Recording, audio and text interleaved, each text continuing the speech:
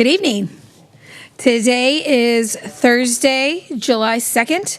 The time is 7 or 7:01, depending on which clock you look at. I am going to call this special meeting to order. Can I get a roll call, please?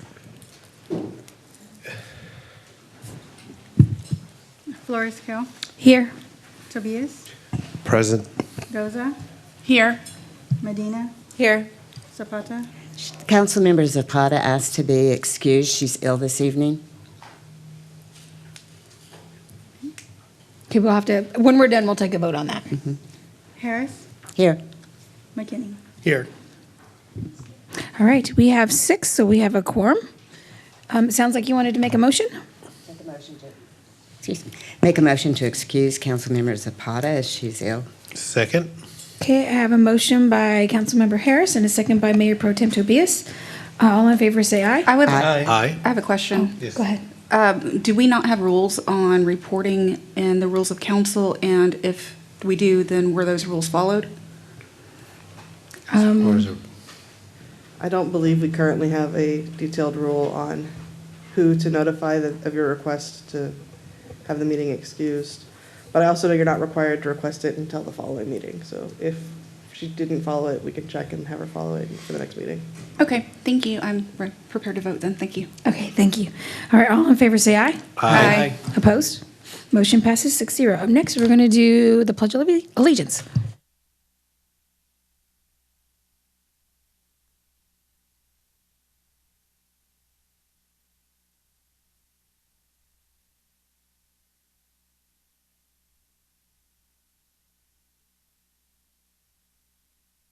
All right, up next, we have citizens' comments. The City Council welcomes comments from citizens. Those wishing to speak are encouraged to sign in before the meeting begins. Speakers will be provided with an opportunity to speak during this time period on any agenda item or any other matter concerning City Council business, and we ask that you observe the 3-minute time limit. I have one public comments form for Howard Connell.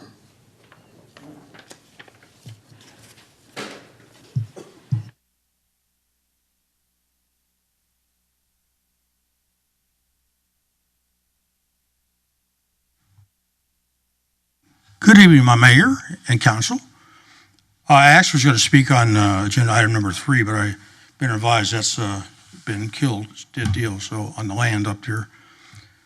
So I'm just going to fly by the seat of my pants.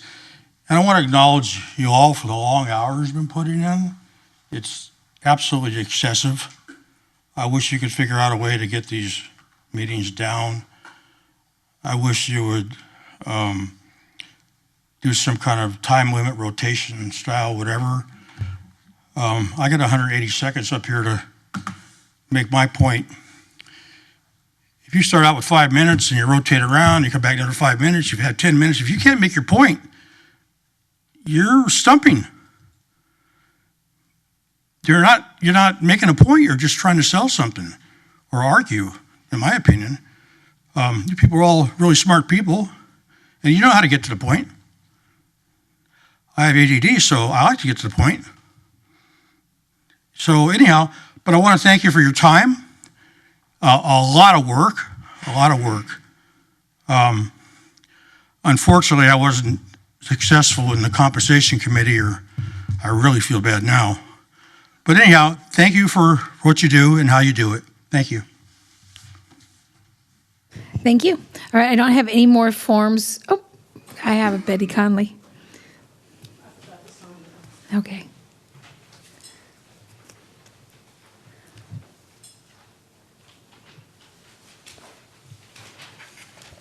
Good evening, Mayor and City Council and staff. My name is Betty Conley, and I live in Kyle, Texas. I'm talking about 2 things. Last meeting, I talked about prioritizing because of our needs and not of our wants. And with the situation we're in, I think we need to be very careful and tread very lightly on spending and buying. So I feel that it's worth the wait to make sure that we have a budget that's going to work. My fear is that if we start spending when we don't really need to, just because of wants, if some type of catastrophe comes to this city, there'll be no money to grab because we're taking it from Peter to pay Paul. My second issue is TikTok. I'm very upset with what I heard from Sabata on TikTok, and I wanted to let her know, I wish she was here, that she doesn't even stand for her own people. If anybody is bringing bigotry or hate or any of the words you want to use, it's coming off this dais from her. We had a Pride Market Day on June 6th. I don't even think she came, but if she did, she never steps foot into the building. And there's a little museum that we do, CAS, for Juneteenth or events, and there was one for Pride. So if she was so much wanting people to run and do everything for Pride, why wasn't she there? Why wasn't she even coming and saying, thank you for supporting us?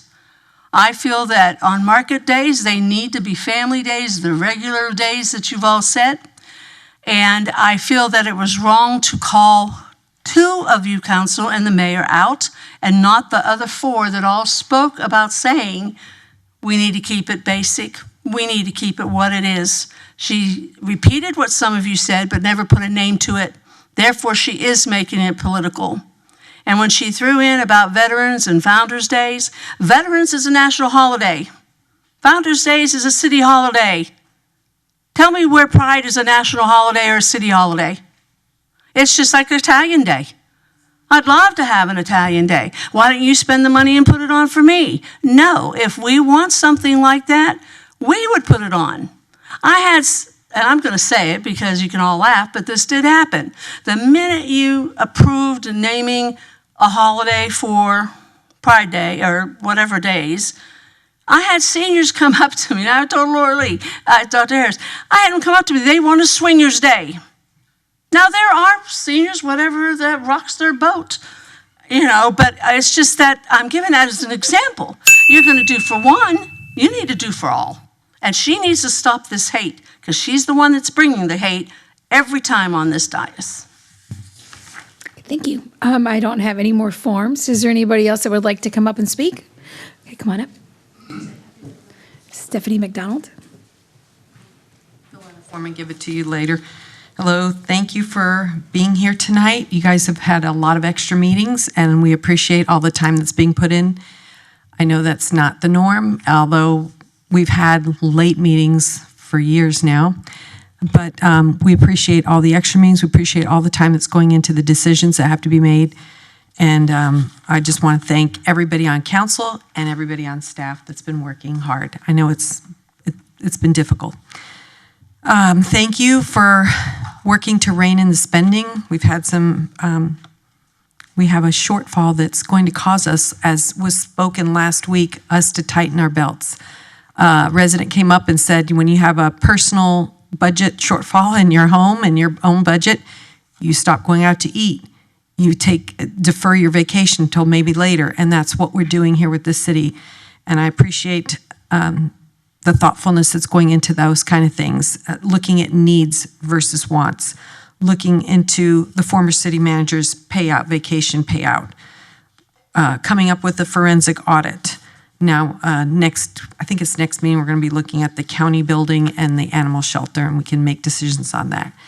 But 314 program, I saw a lot of abuses, and I think that as far as like doing late night runs, if you're out drinking and you need to get home safely, and if we don't provide that, you could hit somebody in a car, kill them, and it would be on us because we allowed that.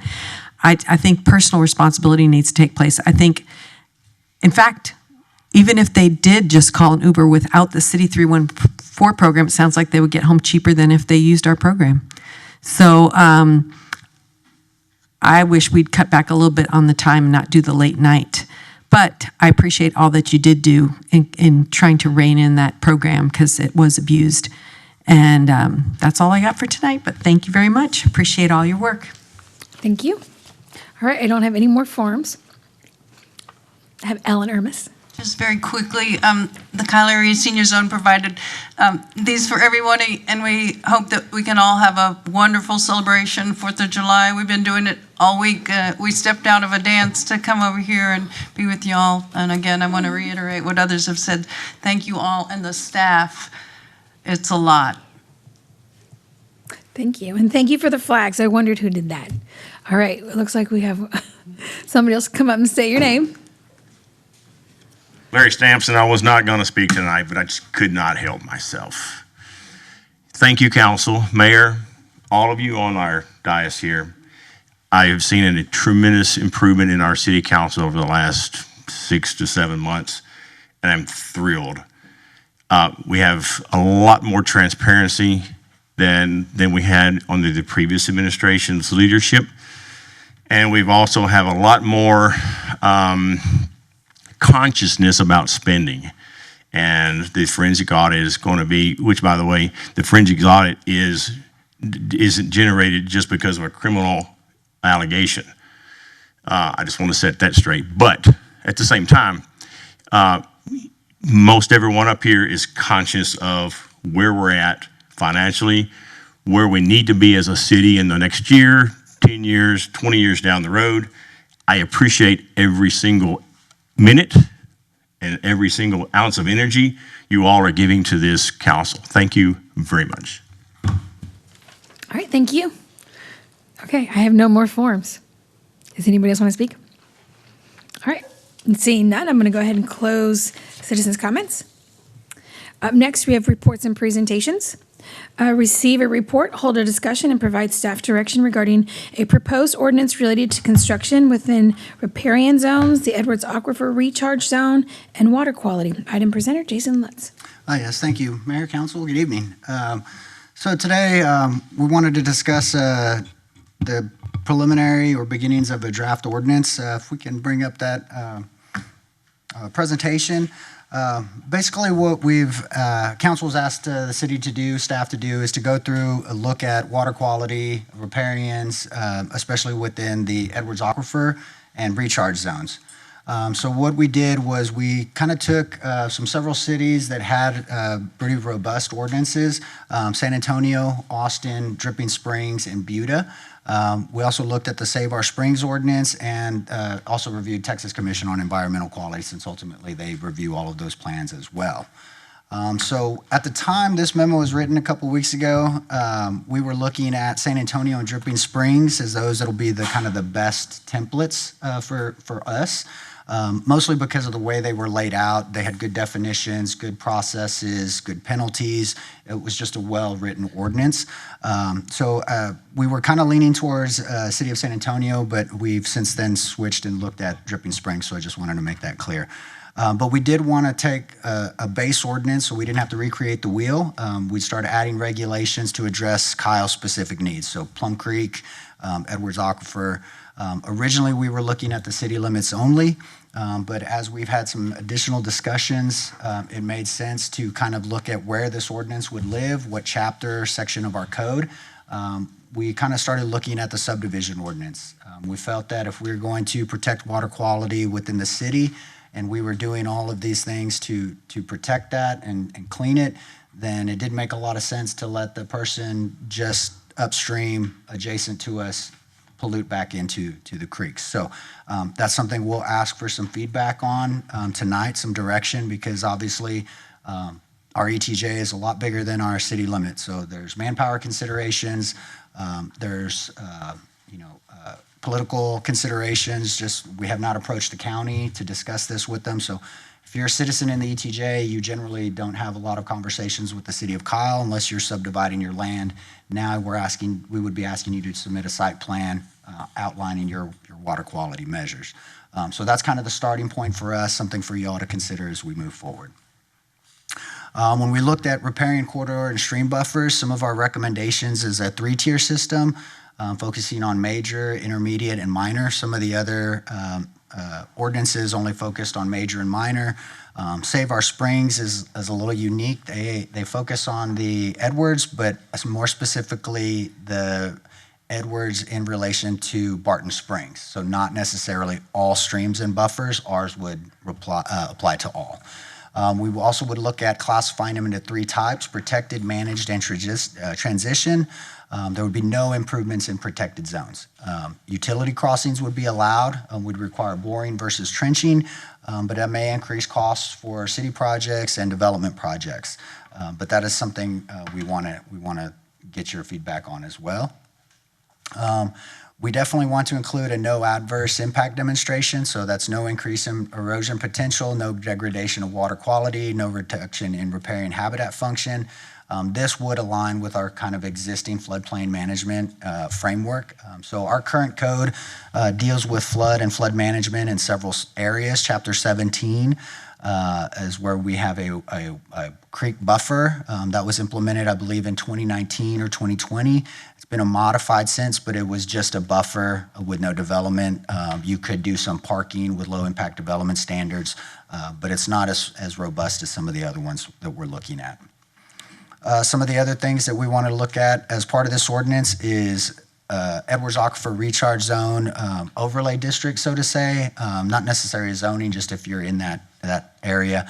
I think San Antonio had the best practical model because it focused specifically on aquifer protection and recharge features. But when we got into the weeds with them in Dripping Springs, there wasn't much difference in there. It looks like they probably borrowed from each other. So we're looking at both of those, and we'll implement all language that's feasible. So again, that would be non-degradation standards, recharge feature protection, impervious cover limits, and then our water quality treatment. Again, CFEs, karst features, things like that would be protected. As we talk about max impervious cover, what you're seeing here is from the city of San Antonio. So single family was limited to 40%, multifamily at 55%, and commercial at 65%. Right now, our single family goes from 50 to 65, multifamily can go up to 75, and commercial is at 85, can go higher depending on development agreements. IC limits are also reviewed and approved through TCQ via their regulations, so whatever we do kind of want to match. I know there's been a lot of conversation about Save Our Springs. I think they have a 15% hard cap on the recharge, but that's when that recharge zone is contributing to the Barton Springs itself. In other areas, they have different impervious cover, so that's something we want to kind of look at. When we look at water quality treatment requirements, and again, I'm not the expert on water quality. I can't answer a lot of technical questions, but I have been working with our floodplain and stormwater department along with Public Works and engineering. So we are looking at water quality treatment for the first 1.5 inches, spill containment for fuel storage, hazardous material management plans would be something that would be submitted as this, and then there would be reoccurring inspections per the city's stormwater maintenance program. Now, again, the reason I bring this up is because originally we were looking just at the city, but we felt that it'd be important to extend this to the ETJ. So we have 2 staff in that department. That may get a little cumbersome with yearly inspections. So I just want to, throw all of the issues out there. When we look at critical environmental features, we would be looking at buffers around these. This is very similar to Austin and Dripping Springs. Some of the buffers would be around karst features, springs, sinkholes, caves, significant fractures, recharge features, and wetlands. These features are important. This is actually how water gets back into our reservoirs, and so we do want to protect those and not let those get covered. When we talk about water quality volume requirements, this will be based on best management practices through engineering.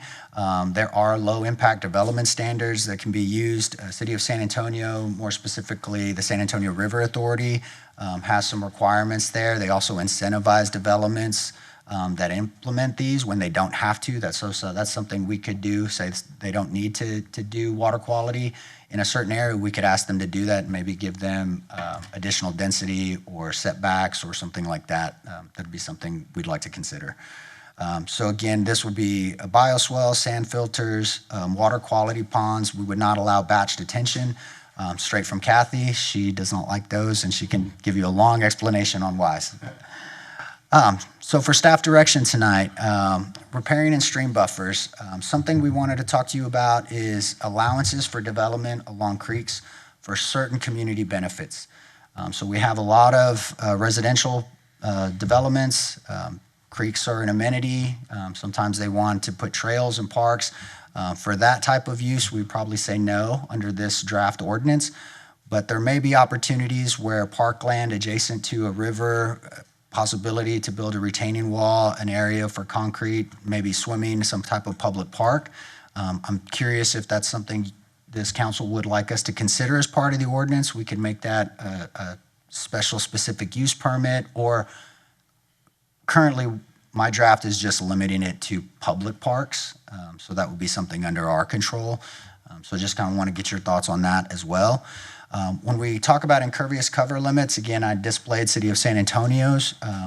Some people saw those, and I think they seem a little bit high when we're talking about what we're talking about.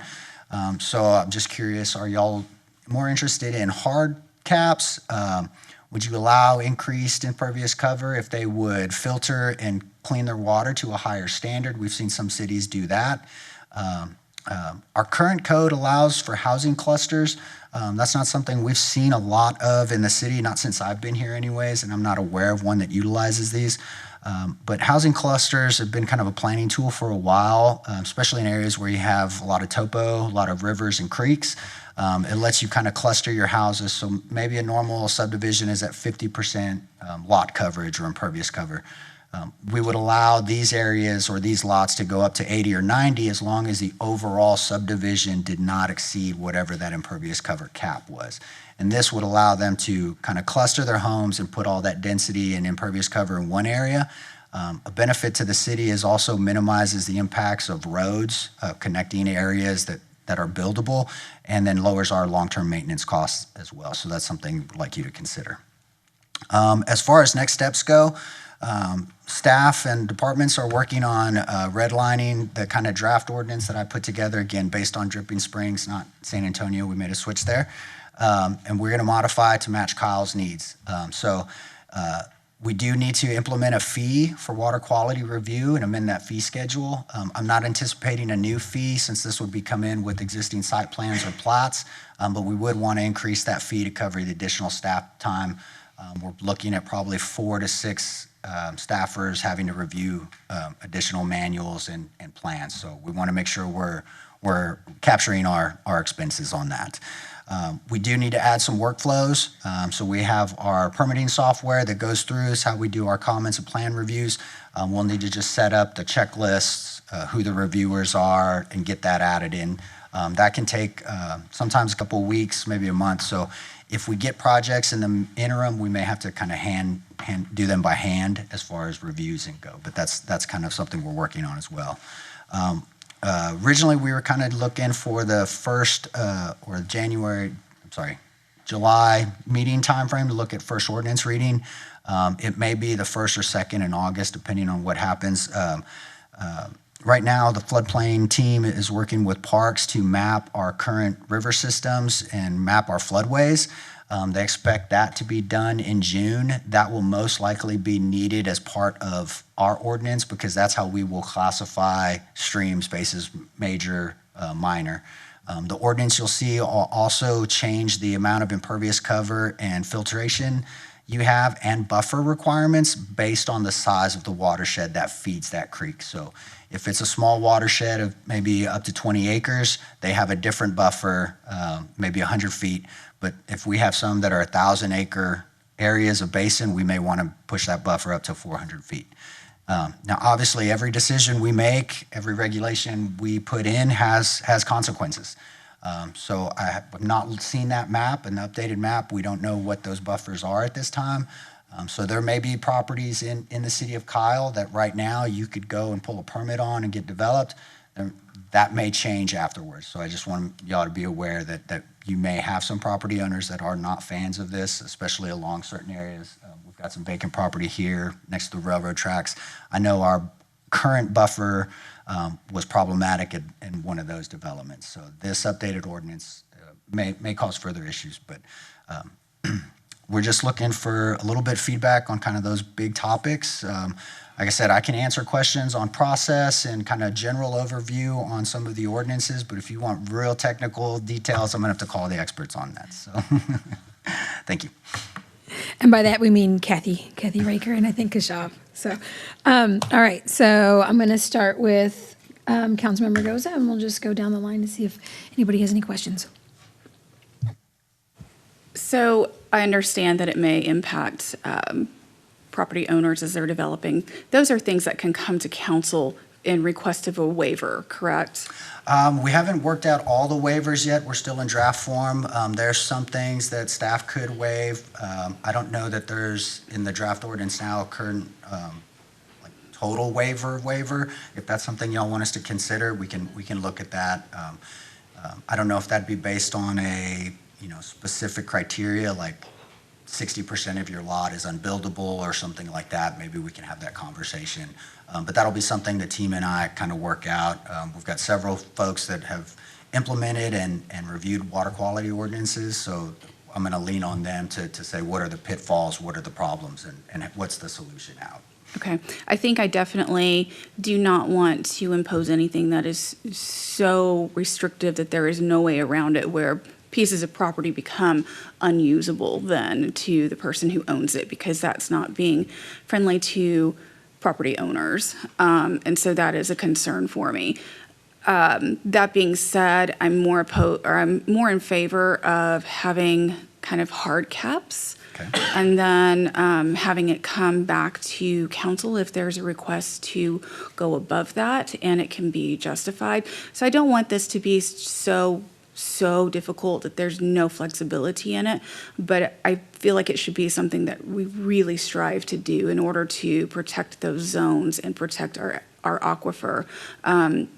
That's I feel like the Edwards Aquifer is a huge area for me, but also Plum Creek, because that's our sewage outlets. And so when that water quality is deteriorating or not up to par, it limits the amount of sewage treated water that we can put out into the creek. And so that's kind of my focus and goal, is protecting our water source and then protecting our ability to function within the city and discharge sewage. Okay. So in hard caps, I'm going to have a lot of follow-up questions, taking some notes. On the hard caps, you mentioned you'd like a variance process to get around that. Would you consider automatic variances, like if they treat the water to a higher standard, they could increase that impervious cover? Would that be something y'all be willing to consider? I would consider that.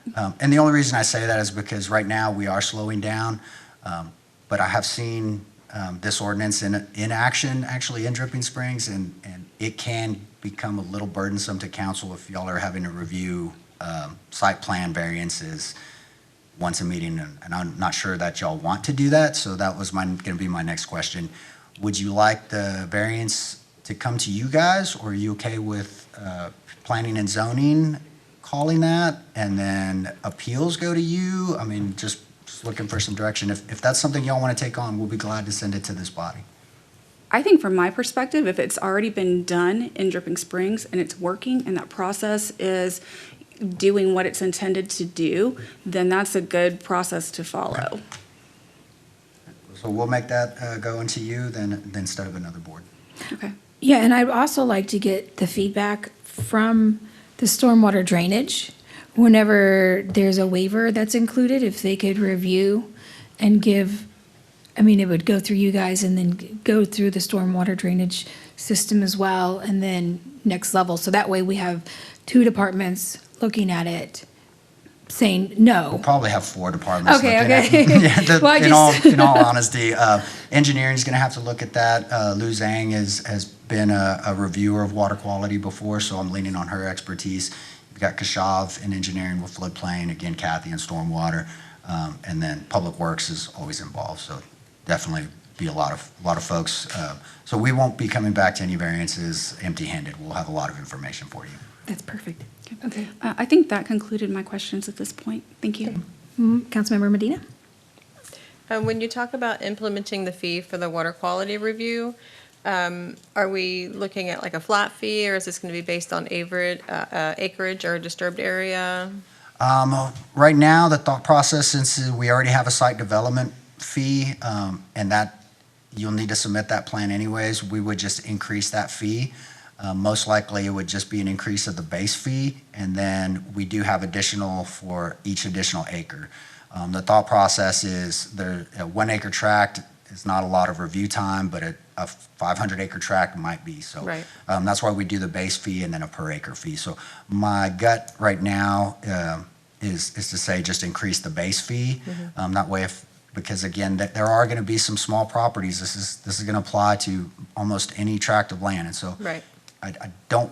We may have to look at a separate fee for like single family. My concern is the resident, right here, wants to build their house, and we have a $3,000 plan review fee on top of the Right. engineering that's required. So this is not a simple report. A lot of engineers are going to be involved, and again, there's hazard mitigation, there's repair, there's maintenance plans. It's all part of that. So Right. we may need to look at a fee or exception or something for single family. I'm not quite there yet on those details, but if Yeah. if So it that's wouldn't- something you would like, we could definitely look at that. Yeah, so it wouldn't be like a one fee fits all type. Yes. Okay. And then for enforcement, who is going to be determining the compliance and how would violations be handled? That will be probably a team effort. So we'll be looking at their maintenance plans. They'll have maintenance of their actual facilities for treatment. They'll also have hazardous storage. So fire will probably take that. I think they do yearly reviews on some of those. I know currently stormwater reviews are done yearly. Again, that's probably easily doable inside the city limit. But if the direction is to go into the ETJ, that may be a different conversation, just because of staff time and the amount of development we have in land that can be out there. And speaking of staff time, since this would be something different that we would be taking on with our current funding situation and the staff cuts we've had already, are we looking at this being something that we can handle with the staff we have, or are we going to have to look at additional staff in the future? I think right now, this is something we can handle with the current staff. Like I said, we've got some great people on staff. Lou, Kathy, Kashav have been amazing. I don't need to leave out John Davis, in parks, there's so many people. So I think the staff is there, especially given current loads. Now, there may be times of a year where we just, like this week, we had 15 plan reviews in for due this week. So Right. there may be weeks where we get behind or we need to put in extra hours to do that. My concern is if we go into the ETJ, what does that change Right. Staff-wise? One of the benefits, or the negative is the staff and manpower to do that, but one of the benefits is that is an additional revenue stream that the city could realize as part of our projects. Right. Okay, that's all the questions I had for right now. Okay, Councilmember Harris? I would like for us to include the ETJ as much as we legally can. I think that one of the issues with building in the ETJ is that sometimes developers or businesses prefer to be in the ETJ because some of the regulations don't apply. And our ETJ areas are our most sensitive areas right now, I think. The other thing I liked in the proposal is the cluster housing. I do think that we have a couple of builders that are anticipating doing some cluster housing. And that would be, good to take them into consideration. And I agree about the individual house being built. We really do need to consider the impact of the fees on Yeah. different types of All business or applicants are not houses. created equal. Yeah. Yes, ma'am. Thank you. Okay, Councilmember McKinney? Councilmember Medina asked most of the questions I already had, so thank you. It's one of the perks to being at this end, I guess. Can we go to the slide that had the kind of the bullet points, things you wanted some direction on? Yes. So this one's the big one for me, the first one. Parks are generally around waterways and streams. They're placemaking. They're highly important from planning, from parkland, trails. So what kind of level of development are y'all comfortable? Like I said, some of the ordinance is 0. But I think you also lose out on good opportunities there if they're done right. Mm-hmm. So, I wouldn't feel comfortable allowing it for anybody else outside of us because I feel like, if it's a developer and they have those streams, they're there to protect it. We have a different role. We're here to protect the citizens, and part of protecting them is giving them high quality of life. So if we can do that along the river, I'd like to at least provide those opportunities. But again, that's just waiting some policy direction. I agree. Maintaining the opportunity for recreation space in those areas Okay. is important. And I think having some flexibility, at least on a case-by-case basis, is appropriate here.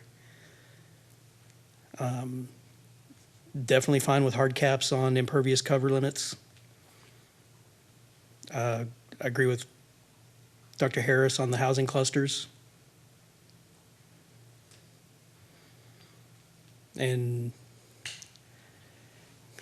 I don't know, as far as flexibility, I want everybody to remember like what the purpose of this is, and that's to maintain the, best available water sources that we have available. And I don't want to encourage too much flexibility, but I also don't want to hamstring future councils and future developments arbitrarily. So I don't know that it's a little bit of a slippery slope.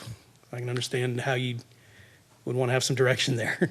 Yeah, we're just looking for balance. I mean, obviously, anything we write, we don't want to cut blank checks to folks. We don't want to adopt something that has a loophole, easy to get around. So that's why I think we're recommending just city parks. Then yes, we can have those conversations, because ultimately it'll be this council or another council that's funding that project. So they can decide at that time how much disturbance they want to do, whether it's a viable project or a community benefit.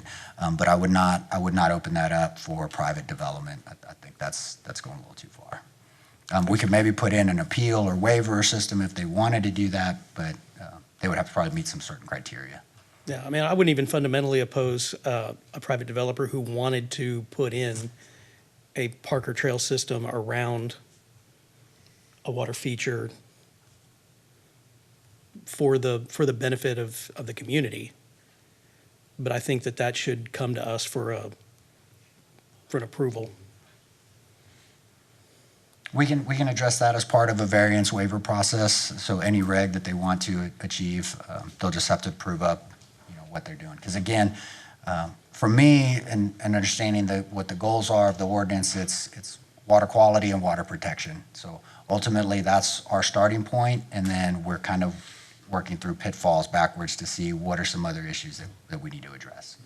I appreciate you pointing out the single-family homes too. I don't want to, make it impossible for somebody to, build a home on some family land. Understood, yes. We do have a lot of that in Kyle. Yes, we do, sir. All right. Mayor Pro Tem Tobias. So by looking at the ordinance, going back to the max and previous IC limits, you're looking at a single family at 40% and multifamily at 55 and commercial at 65? This was from City of San Antonio. These were just examples. Okay. Like I said, Save Our Springs is 15 if it's in the Edwards Recharge and contributing to Barton Springs. They have different caps outside of that. So your typical subdivision right now, so like I said, the minimum is usually 50%. That's usually the driveway, the sidewalk, house, and patio. Some of them can go up a little bit if we see additions, covered areas, barbecue pits, things like that. But generally, your subdivisions for water detention, floodplain drainage, the standard is some assumption, and through TCQ is 50% of every lot. So across an average. So this lot may be 65, this may be 35, but across the average, it's 50%. So I wouldn't want to deviate too much from that unless they were treating the water to a higher quality. Then I think it's worth allowing that.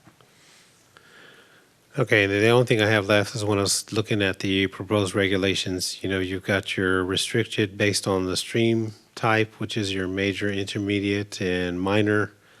I guess it just depends on how big the stream is itself, correct? It'll depend. That'll be a function of the watershed that goes to it. Okay. I'm not sure how we calculate that. I'm going to rely on GIS and engineering to help me with that. So like I said, in someone's eyes, it may look like a small stream, but it may be pulling water from 1,000 acres, and so that's a bigger bigger watershed. Some of them have bigger widths, but they have a small area that it contributes to. So that'll be something that we need to work out. That'll be a lot of detail we need to look at. Okay. And the last one was of course, the utility crossings, the boring versus trenching. You're saying it may increase projects in the future. Do you know by estimate how much of a percentage you think? It just depends on what it is, correct? Yeah, I mean, It's a case how by case, deep, how far, what's the like what we're length? saying about these houses, yeah. But in order to protect these riparian areas, I mean, the last thing you want to do is open trench 1,000 feet of bank and kill all the trees. So, Exactly. but we are going to have these areas. We are going to have to cross. Almost every ordinance I looked at allowed for street crossings, sidewalk crossings, but they had to be appropriate locations, minimized, perpendicular, things of that nature. So those are things we'll always have to look at because what we don't want to happen is this ordinance be in conflict with, say, the fire code ordinance. So you live in an area, you got floodplain on both sides of you, you have to have 2 points of egress. And so if one of them is the floodplain and you have a strict riparian and you can't go in there, it may cause some life safety issues. Oh, So, okay. there are Makes some sense. allowances there, but it is very minimal. Okay. That's all I have. Thank you, Mayor. All right, so I just have a few questions. Now, you talked about increasing the base fee, but for me, I feel like that base fee is probably what needs to be smaller, because that's what everybody's gonna pay, right? Yes, so our base fee right now, I believe it's $3,000 for site development plans. You have to remember that mostly commercial are the only ones that are going through that, so we don't require site development for single family. But what that covers is quite intensive, so it's planning, public works, engineering, utility, transportation, fire. We're looking at that because it's not just the landscaping and the number of parking spaces, it's distance to intersections, it's lighting, it's electrical. So that's why those fees were based on that change in state law. So we're trying to match the revenue. So my recommendation will be, if we're concerned about single family and people that may not be Starbucks, then we look at a way to reduce that fee for certain types of developments, but major commercial developments, I would not feel comfortable lowering that fee just because of the amount of work and review that goes into those. It would need to increase. If you're talking 8 staffers, extra 2 hours apiece, just minimum, let alone follow-up meetings, re-reviews, pre-dev meetings, it can be a lot of uncaptured revenue. Okay, so we're just looking at maybe a completely different fee for, and like, for example, I know the Zambranos are building their house, and it's a family that's been in Kyle for a long time. And I'd hate to see someone to have to be like, okay, in addition to building the house, all those fees, now we have a $3,000 base fee that we have to pay, which people may not understand or be prepared for. Right. So that's what I'm saying. For me, it's hard to see it. If it's not going to be the base that we change, which to me, the base is everything everybody pays, then it has to be like a completely separate fee. Yeah, and as we're talking, that's kind of where I'm leaning to. I wouldn't want to change the site development and commercial stuff. I'd rather just find a way that either maybe if it's an existing lot and I'm spitballing right now, sorry. If it's an existing lot and they are keeping it under 40% coverage, they get a waiver for that. If they want to go above, they have to do some pretreatment, but maybe it's not the full plan. So again, the goal is to protect our water, but the single family individual home is not the one that's deteriorating the water quality. So we do want to keep that in mind. Okay. Yeah, because some of our fees, I think there's like a utility fee for like the driveways, and that's like a $600 fee, whether you're doing an existing driveway or you're doing, Google's drilling in our streets. So making sure that we have the appropriate fee for the appropriate situation, for me, is going to be very important. Okay.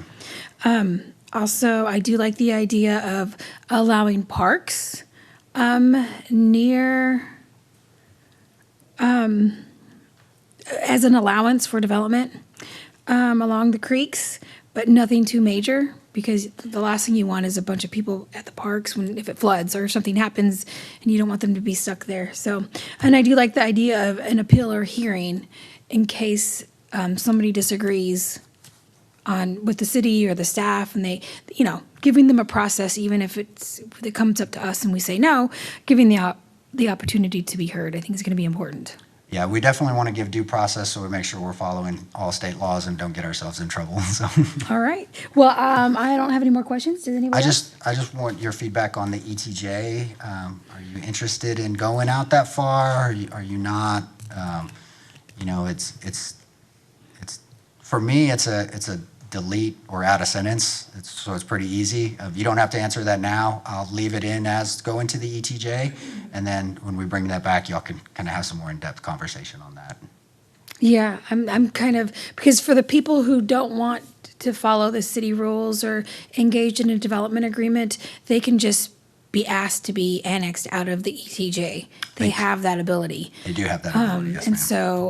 so that's where I would see somebody who has a problem going, is if they're like, no, we don't want to follow we don't want to engage in the development agreement or whatever it is. I feel like they would just disengage altogether and ask to be taken out of the ETJ. We've seen some of that on our plats. We've gotten some replats, and they didn't like staff comments, and so immediately we got a request to be removed from the ETJ. So I understand your reasoning. Yeah, because I'm afraid if we do just that and say, now this is all going to be applied to the ETJ, then people are going to just leave, and then they're going to have to use what the county says. And I don't know what they have as far as the buffers and the regulations. I believe currently we don't have very stringent regulations, and theirs are less restrictive, is what I know. Okay, so you're telling me if they pull out then of the ETJ, then they're going to go with a less stringent in either way. They'll go there either way because we don't do those in the ETJ, so it's one of those weird things. It's just either way, it's not great. But Okay. the thought process again was the goal was water quality. If we're cleaning ours, should the person upstream be allowed? So that's why it's in the draft currently. And I know you haven't seen the draft. We just finalized kind of not even all of it, just the form recently this week. So. Okay, thank you. I don't have any other questions. Oh, Councilmember Harris.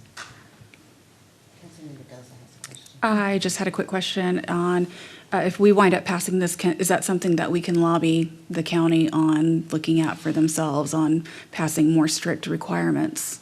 It's definitely, obviously, no matter what we do, we'll probably reach out to the county and let them know that we're having these conversations. Their Development Services Department, they have their own floodplain development permits, so sometimes we work together on those. When people are developing there, they'll reach out to us to see if we have any additional requirements for platting or something like that. But you can definitely lobby whoever you want, ma'am. Okay.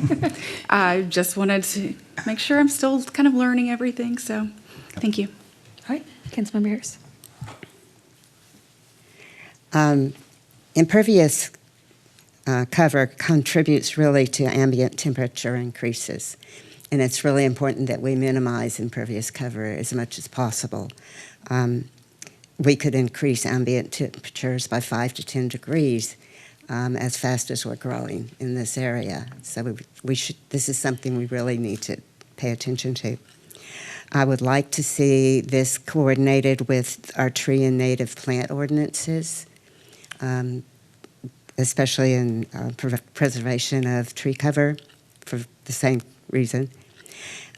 For parks that are in the area, I would really like to see some consideration related to limiting fertilizer and herbicides that would go then directly into a body of water or into the aquifer. I believe the current regs will address that. So they do have a pesticides management plan that they would have to utilize as part of this. But we'll make sure that the Parks is also following that. Yeah, especially fertilizer and herbicides. We can get our conservation team included on that. But when we do that, I also want to make sure we understand the consequences, because I know it takes a little bit more time when we use less potent herbicides. Not that I want to use them, but just trying to figure out the solutions behind that when we go the more organic way, what that would look like. Yeah, and I'll have to speak to the experts on that one. I did want to say, I think as far as the tree, me and Mr. Davis had a conversation just before this meeting. We definitely want to address the trees as part of this, but we feel like that'll probably be better done as part of the tree ordinance, not part of this ordinance. If we need to put some things in there in the interim, maybe we can do that if we feel we need a Band-Aid. I will say, this ordinance may conflict with existing rules and regulations. Conversations where instead of going back and trying to amend all of those old rules and regs and finding them, we may just add a caveat in this that says, if there are any conflicts, this is the ordinance that supersedes. So, and then as we go through code rewrites and we clean up stuff, we can tackle that then versus trying to bring 3 or 4 ordinance amendments at one time to you to get this one done. Okay. I think you're good. Awesome. Thank you, Council. Thank If I you. don't see you, and have a happy 4th. All right, you Thank too. you. Thank you so much. All right, up next, agenda item 2, receive a report, hold a discussion, and provide staff feedback regarding advanced metering infrastructure, which is AMI, customer portal. Item presenter, Mike Murphy.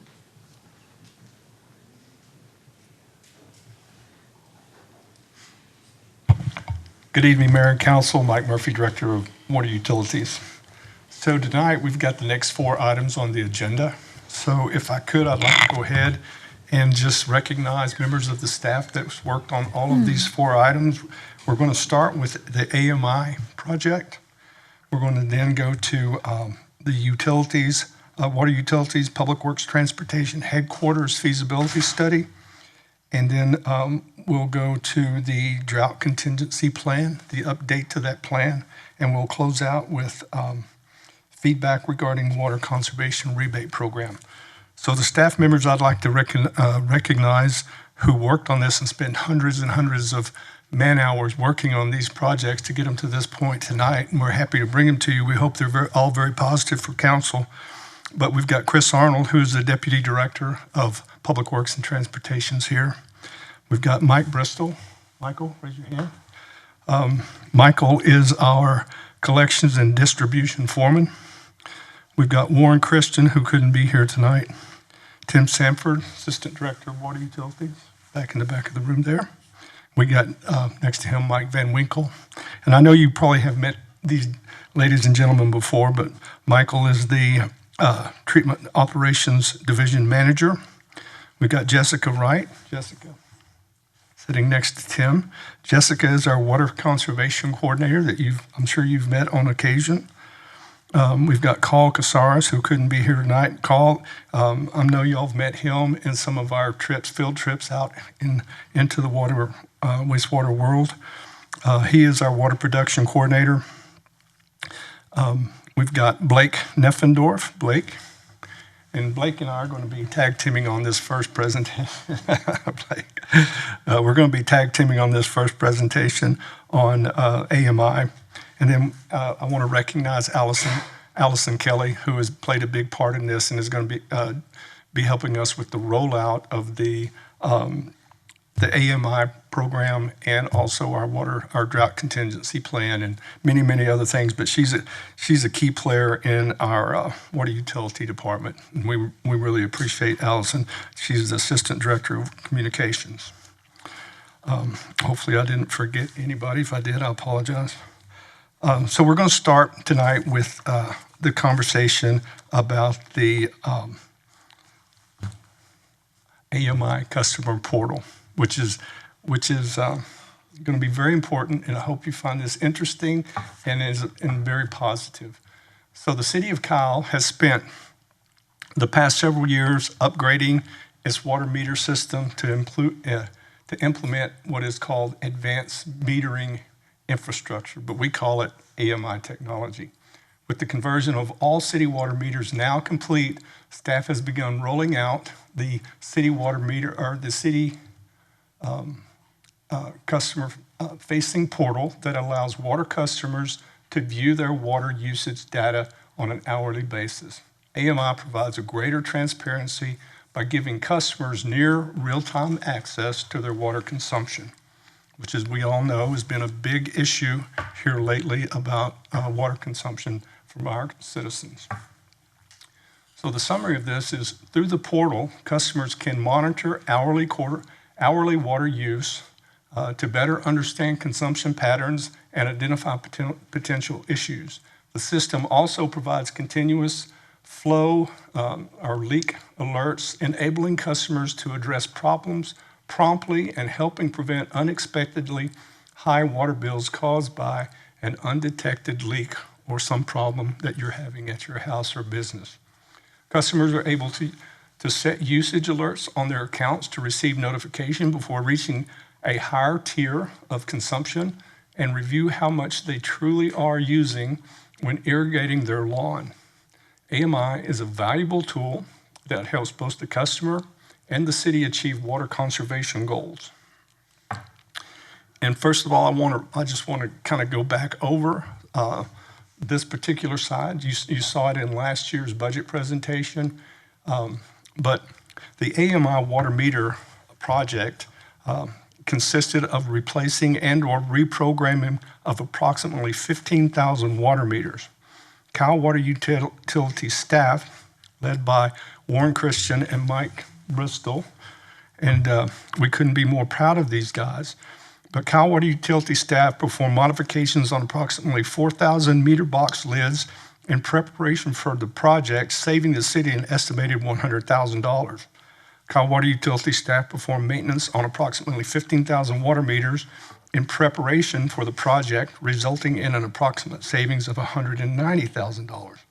Significant savings related to overall water system loss and increased revenue. AMI reduces labor and equipment cost as compared to current manual water meter reading operations. An estimated net savings of approximately $2 million to $3 million by modifying thousands of existing meters. And you can see in this picture, that's actually, I know all of you have been in this room before, but that is our breakout room or our fleet services operations room, or more likely a garage. We hold a lot of our meetings. And so by doing this extra work, it was a substantial savings to the city. And so we really appreciate these guys. So now I'm going to get Blake to come up.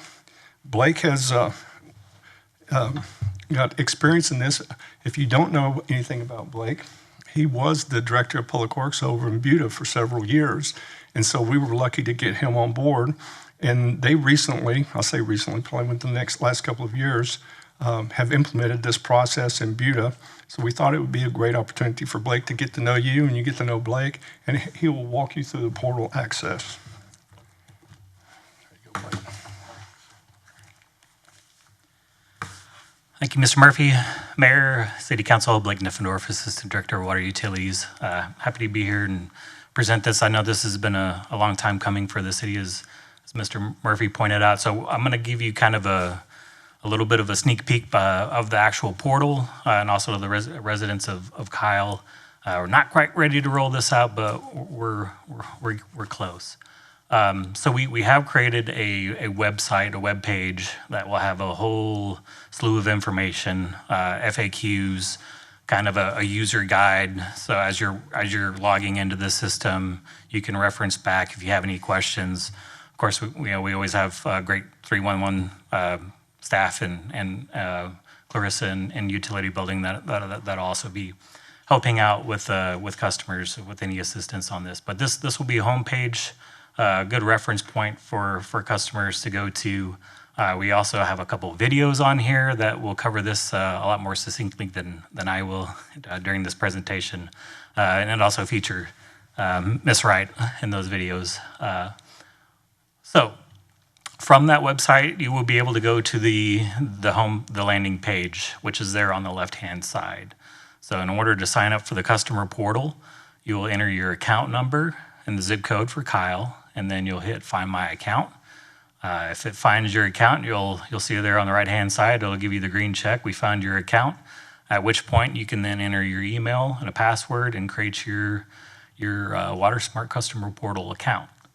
From there, it'll take you to this home page there on the left-hand side. There's a lot going on, and over the next couple of slides, we'll kind of break it down a little bit better. But the home page there, it'll show you your daily water usage broken down by gallons per day. It'll give you a scorecard, so it'll compare you to other residents in the area. This is actually a resident of Kyle. They might need a little bit of improvement on their usages. I just randomly picked one. So From there, you also provide recommendations, notifications. This is just a landing page to dive deeper into a whole bunch of great useful information. Highlighted up at the top, we have homepage, billing, track, take actions, and settings. On this page, kind of highlighted the track. That's where you can go in and actually track your water usage. So when we pull up that web page, you'll get a summary of your monthly usage. You can check your daily usage, and then, as Mr. Murphy said earlier, even down to the hourly usage. So if you want to scold your teenager for taking too long of a shower, then you have the data to back that up.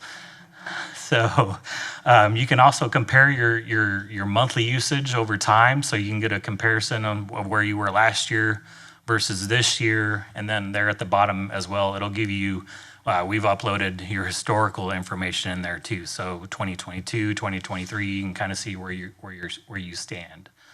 On the next slide, we'll go through the other tabs. There's just take action and settings. So on the take actions tab, it'll bring up recommended actions. From here. You can get more information on ways to maybe improve your water usage within your home. This will be somewhat custom to the tracking kind of your water usage patterns that it sees. So if it sees that you're watering or irrigating a little bit more, it may give you some of those tips that come up, may be more outdoor water use oriented. If you're having a toilet leak and it's been detected, it might give you some help on that. We have some rebates that the city offers. Those, as you can see, there's a green little tab at the top on that aerator. So there's any city rebates that we're offering. You can click in on those, and it'll provide you with more information to go into to see how to track down those rebates. One thing that we do encourage customers to do is on that settings tab, which is on the kind of the right-hand side of the slide, is update your communication preferences. So from there, you can go in, add additional users if you want to. You can add in email address, make sure your phone numbers, emails, all that good stuff is updated. But the real benefit here is you can sign up for additional notifications. So if you want to be notified if you have high use, if you're using 1, 2, 3 times the amount that you typically do, you can have that checked. You can check email, a text message, or a voicemail to be alerted associated with that maybe higher than normal usage. If you want a bill forecast, if everyone's watching their finances and the costs that they have as with their budget, if you want to be notified when you're going over a certain or anticipated to go over a certain amount of money on your water bill, you can set that notification for that as well. If you're going out of town in the summertime, everyone is going to the beach or somewhere on vacation, and you're going to be away. You can set an unplanned and use notification. So if you know you're going to be out for a couple weeks or a week, you can set that. If you don't want that daily threshold to change at all because you're not there, you can be notified if something were to happen, your hot water heater goes out. A really useful, valuable tool. We'll get into some more continuous use leak notifications here in the next couple slides. The other thing from a utility side that we're able to do, so if we had a boil water notice, if we had some winter weather or some type of advanced warning that we need to get out, we can also do this from this portal. We can send push text messages, we can send voice alerts on immediate notice. Just another tool in our toolbox to help communicate with our customers. So speaking of, I don't like to necessarily use the word leak alert, continuous use alert. So if you get those, because what we'll end up seeing is over 90% of these will be related to toilets. We're more than likely looking at one here. This is from an actual resident in Kyle. Left-hand side is daily water use. So you can see over a 3-day period they had a leak. Right-hand side is if you click in on one of those days, then it brings up your hourly usage for that whole entire day. So we're looking at their hourly usage over that entire day. That's 130 gallons of water per hour that they had continuous use. And they found what was going on. probably jiggled the toilet handle and it stopped there around noon, and they went back to their typical water use.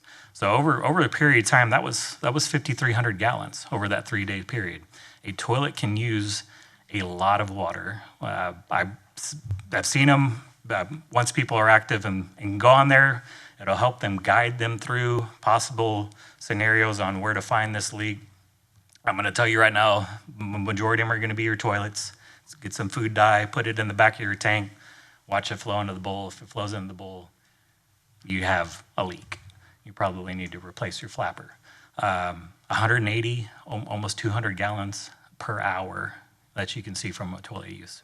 So if you have a bathroom upstairs that you don't necessarily use, bathroom that you don't go into but your kids use, and they're not thinking about that at all, and it runs constantly. I've seen it for 6+ years of working in this customer portal.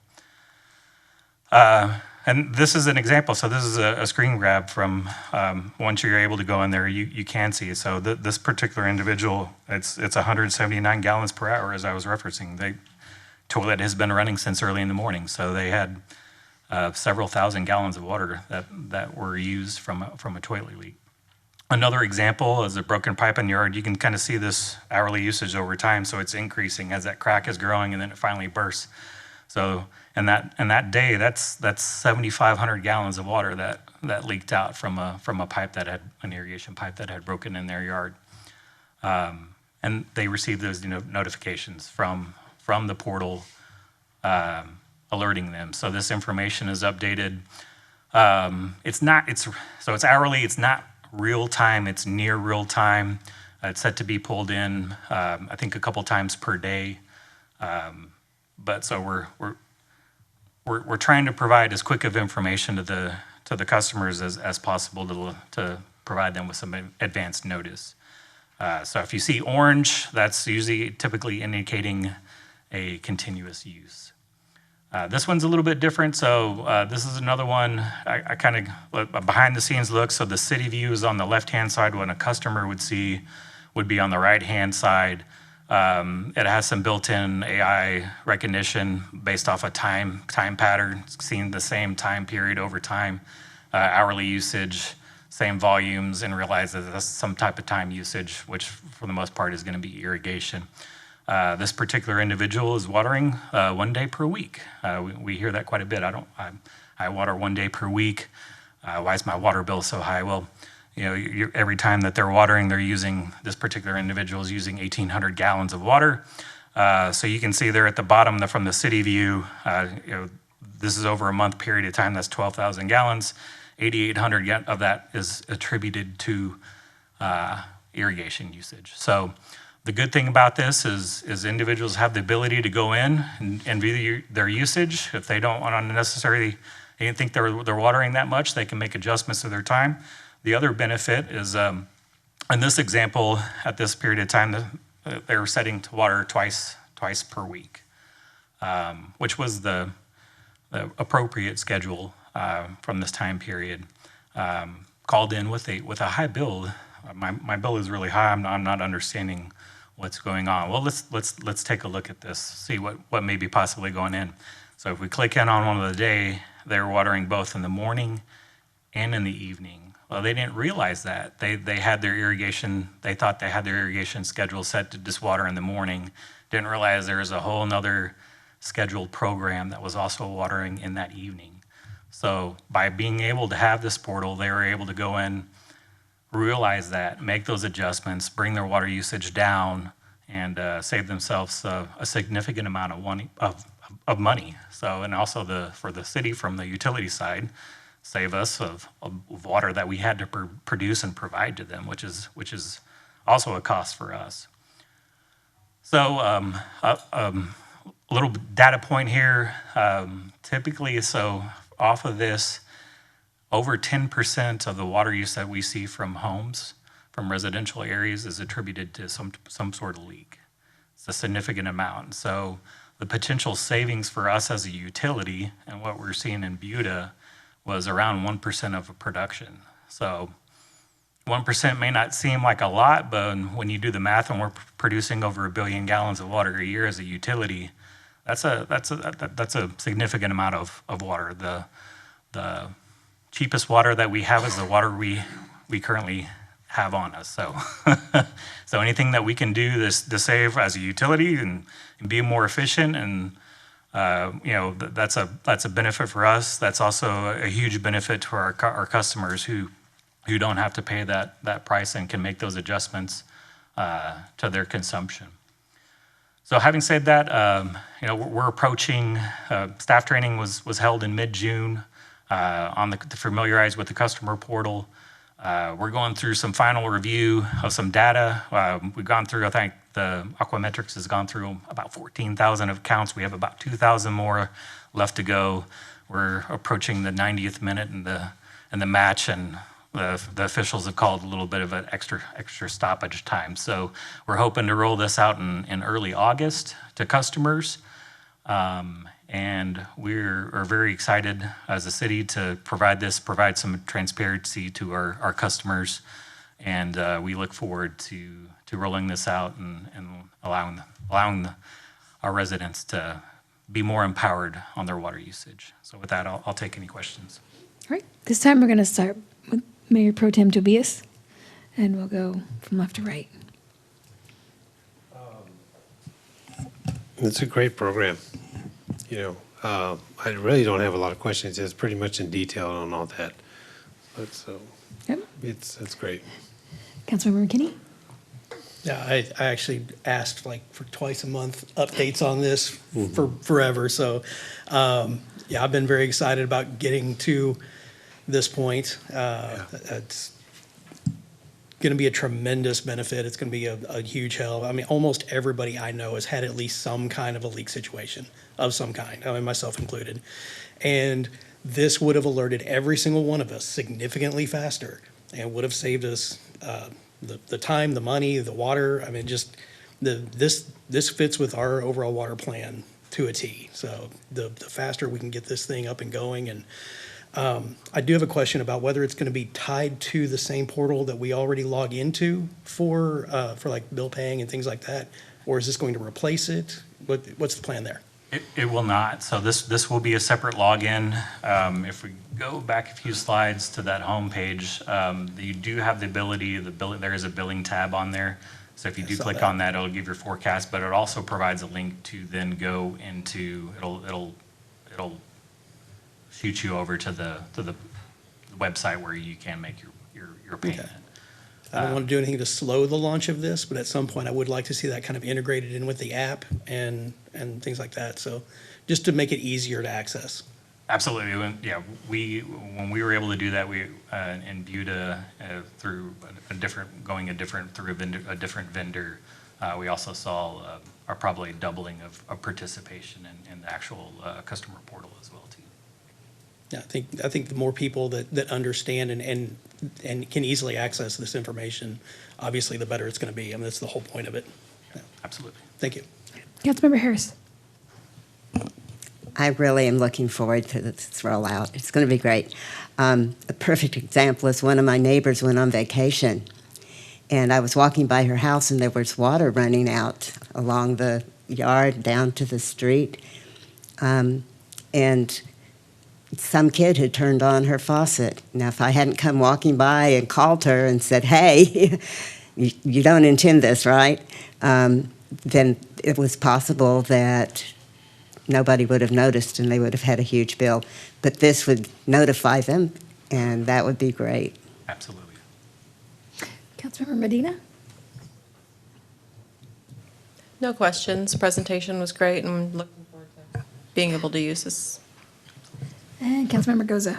My thoughts were just along the lines of Councilmember McKinney's and eventually being able to integrate the two together. I know a lot of residents are very excited for this, and I think it'll be very helpful. So great job. I know I've had people ask me for it, so we're excited to finally have it. Thank you. I don't think any of us have any questions. We're just excited about it. I remember when we were going to do this in 2021, 2022, it was like Honeywell was going to be it. And so seeing this Yeah, that's actually. been coming for a long time. Yeah, it has. We're talking probably 5 years. So it's really fantastic. And you did a great job with your presentation. I'm excited to get this. I'm the type that I leave my water on accident. And so this is made for people like me. So I do appreciate it. Thank you so much. Absolutely. We're close. We're really close. Okay, thank you. Thank you, Blake. And Blake touched on it a little bit, and Allison is going to help us with this, but we do have a couple of how-to videos that's going to walk you through, so you're not going to have to come back and try to discern what Blake was talking about on in his portal presentation. So that's going to be a big help. And so, like we said, we're going to try to roll this out sometime in early August. And it will have, I've seen the video, and it's amazing. Jessica is our speaker on the presentation, and she did an awesome job. And it makes it very simple to follow. And it gives you all the information you need, like Councilman McKinney was talking about how you can access this.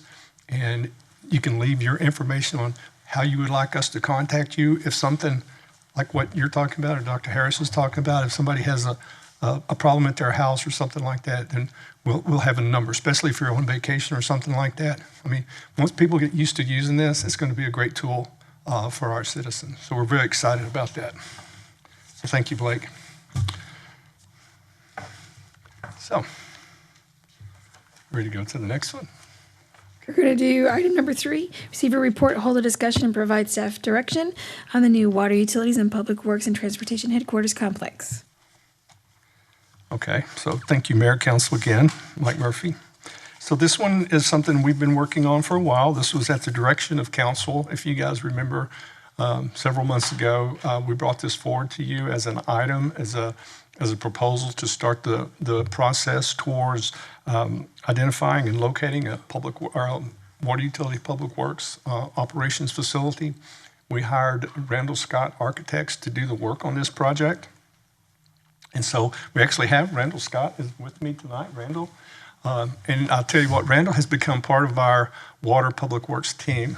We have spent a lot of time together preparing this feasibility study. And so we'll quickly walk through this and just kind of remind you of why we were doing this study. And so back in February, staff received direction from council to provide a report on 3 potential sites to determine the most suitable location to accommodate water utilities and transportation and public works complex. Staff worked with Randall Scott Architects to develop conceptual renderings and cost estimates for facilities with the following criteria. So our goal was to develop a 15-year build-out plan that council had requested to accommodate 200 employees, which included locker rooms, showers, training space, meeting space, a fleet fueling facility, a vehicle and equipment wash station, fleet maintenance, covered and uncovered equipment and material storage, and dedicated parking areas for employees and visitors. Background on this project is the overall proposed facility will improve operational efficiency, enhance coordination between departments, and provide the infrastructure necessary to support continued growth while better protecting city vehicles, equipment, materials, and critical assets of environmental exposure. So the evaluation options that council gave us was renovating the current public works facility, public works site that you've all been to time and time again, the City of Kyle wastewater treatment plant, and finally, the proposed 25-acre tract located near the existing public works facility. And this particular 25-acre tract started as, I think, around 13 possibilities, and then possibilities that council sent us for us to investigate. And so what we're proposing to do in this presentation, I've got my buddy here, Randall, and I'll walk you through these. And if you have any questions for the architect as we go through these, just obviously feel free to stop me, and Randall will come up here and address or answer any questions you may have. If that sounds good, we'll continue. So here are the 3 sites that we've narrowed the project location down to. And we overlaid this on an aerial photo, and you can see where we are. And everybody knows where the Public Works facility is, just this side of 35, or the other side of 35, right by Ranch to Market Road 150. And so that's at the top of the page in that orange colored section. And if you just kind of go clockwise around, you go to the 25-acre tract, which is just on the other side of the correctional facility off of I-35, and then back around off of 150 and Heidenreich, you got the location of the wastewater treatment plant. So these are the 3 facilities. These are not facilities, but the 3 sites that we're looking at as possible facility locations. So what we've asked Randall to do and his team is to overlay what their conceptual plan is for the new facility.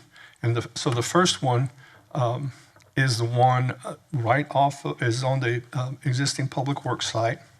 And you can see this is a larger layout, and you can kind of get situated on where this is. And you can see the entrance in the upper right-hand corner, which is the entrance off of 150.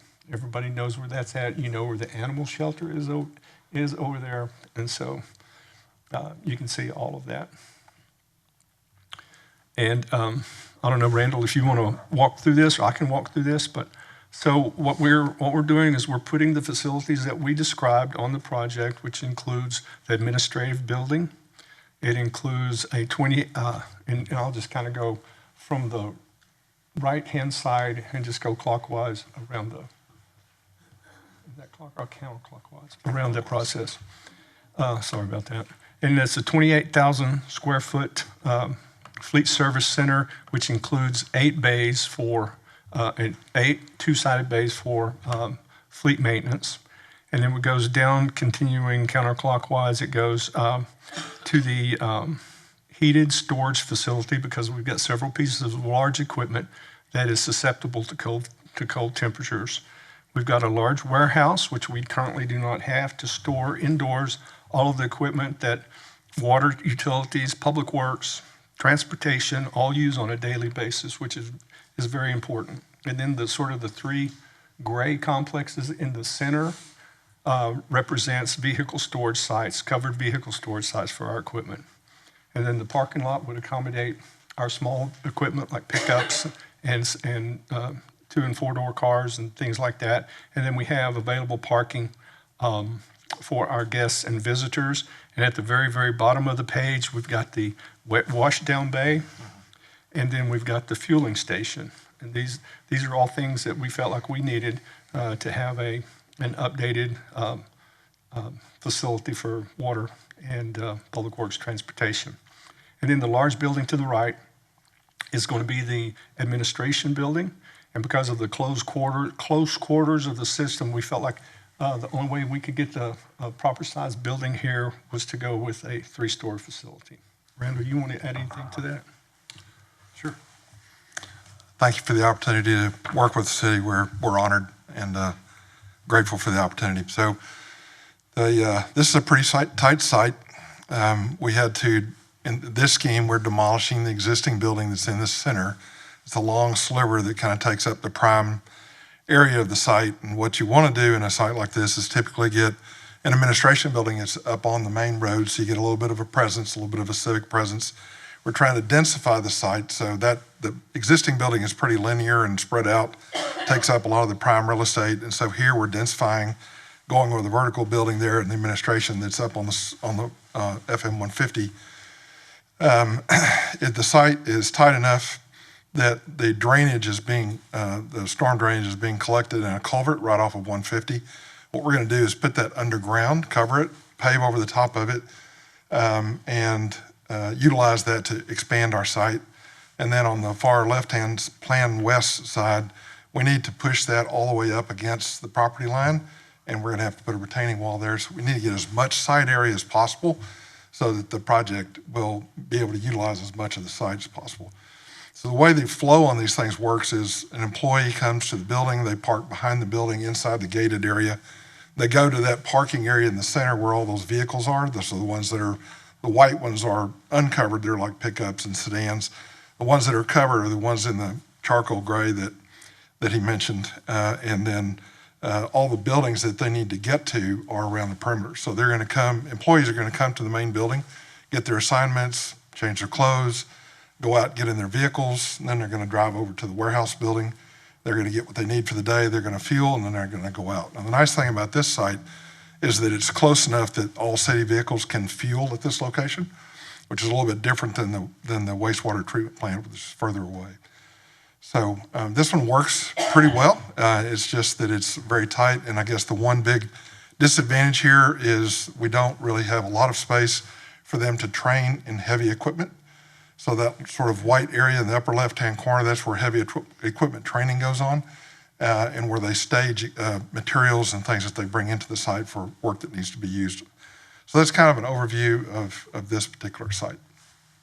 Does that help? Yes, sir. Thank you. You bet. All right. So here are the some of the issues associated, not really issues, but the breakout of the site. So just looking at the chart to the left of the project layout, we've got the facility improvements, total square footage, and estimated cost range. And the estimated cost range, and I'm no architect, but I have learned some architecture from Randall. You've got the low-end development all the way to the high-end development. That's why you have this price range. Is that close enough? Yeah, we don't really know what the market will be or when you'll start construction on the project, so that's why there's a bit of a range there. And we don't really know the quality of the project, so it could be a very minimal quality, or it could be something that's a little bit nicer, so we don't really know where in that range you want it to be. So that's why it's a range instead of a specific number. Until we really have good, hard documents that we can bid out to contractors, we can't really get a firm price on it. So we're trying to give you sort of a range. You can tell us, we'd really be on the lower end, or we want something a little bit nicer, or something that's in the middle, a Chevrolet or something like that. Okay. So we got the facility or the administration building, 70,000 square feet, somewhere in the $32 to $37 million price range. Then we got fleet services, same thing, 12 to 13 million. Site structures and improvements, 14 to 18, and total complex cost somewhere in the 61 to 71 million dollar price range. And I know that's going to be sticker shock for a lot of people, but that's just the cost of doing business nowadays. So that's that. And we also put together property characteristics and development considerations. So on this particular site, the this is on city-owned property, so there would be no land acquisition associated with this project. It's in a centralized location and an ability to co-locate water utilities, transportation, and public works. Currently, all of those facilities except for transportation is currently housed at this location. Development considerations, it would require temporary relocation of operations. It may be, and it may be for a period during redevelopment of somewhere between 18 and 24 months, which obviously we all know how existing conditions are in the city of Kyle, trying to find a site large enough to accommodate that. Existing site conditions may affect equipment, maneuverability, and operations, just because of the compact area that we would be working in. Additional lay-down storage space may be necessary to acquire at some other location. Existing stormwaters that Randall talked about, infrastructure must be accommodated. The geotechnical conditions may require enhanced foundation design just because of the location. I think we at one time told council that this is actually built on an old wastewater treatment plant site. And then future access conditions along Ranch to Market 150 would need to be evaluated. Long-term expansion capacity is going to be limited. So this is really not designed or built for 15-year improvement, although we're trying to squeeze all that in. It's probably not going to accommodate that. You have anything to add to that, Well, I think programmatically, the square footages that we have do meet the 15-year requirement, but it would be beyond that we'd really have difficulty. And as fast as the city's growing, I think that it's safe to say that there's going to be additional needs there. So, yeah, no, I think that pretty well sums it up. Okay, appreciate that.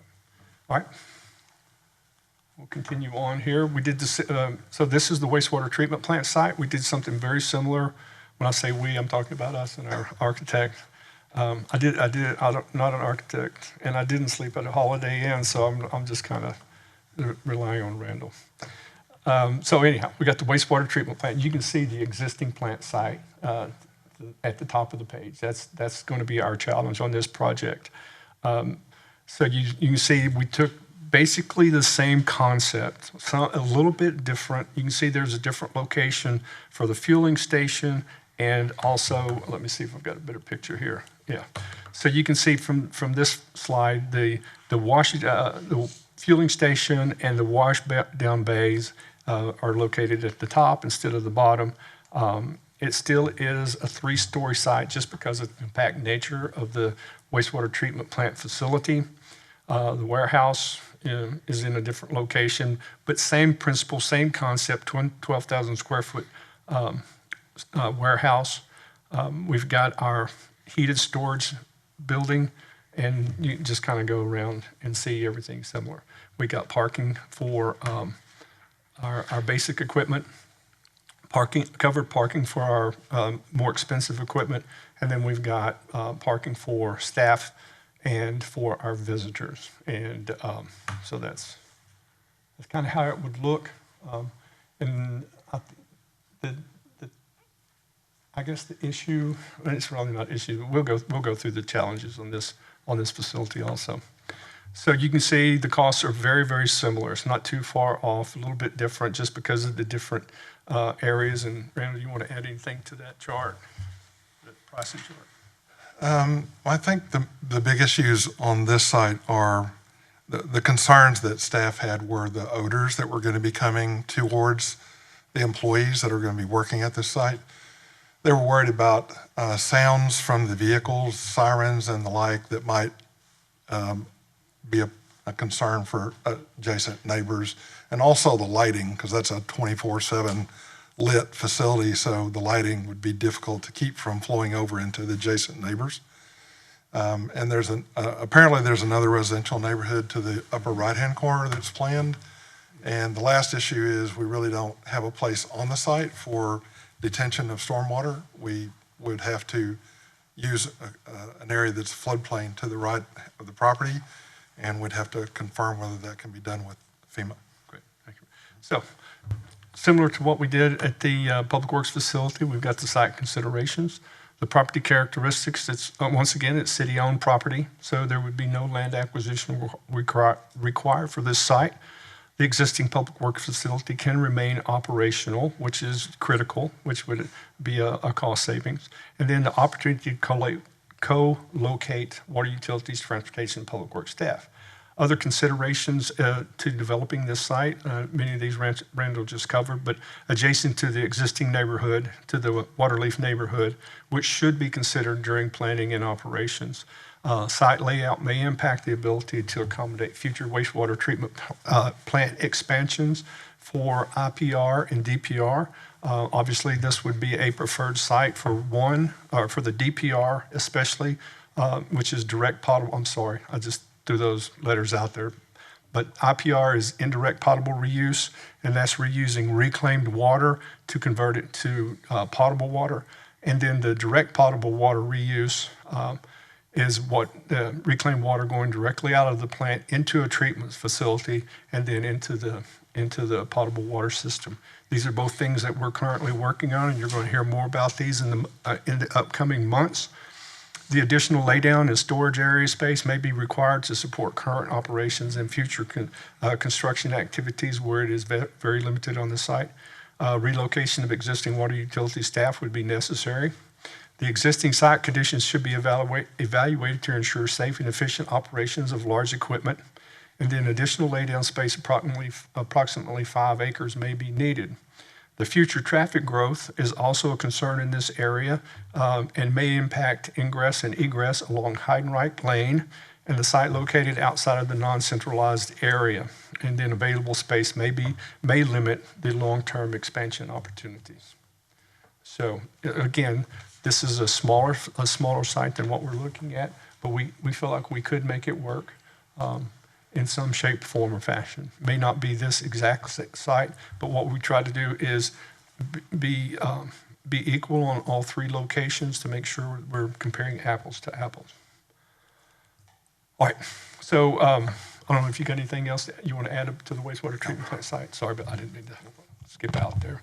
So this is the site that is just the other side of the correctional center. We all know where that's at, just off of I-35 and really next door to our existing public works facility.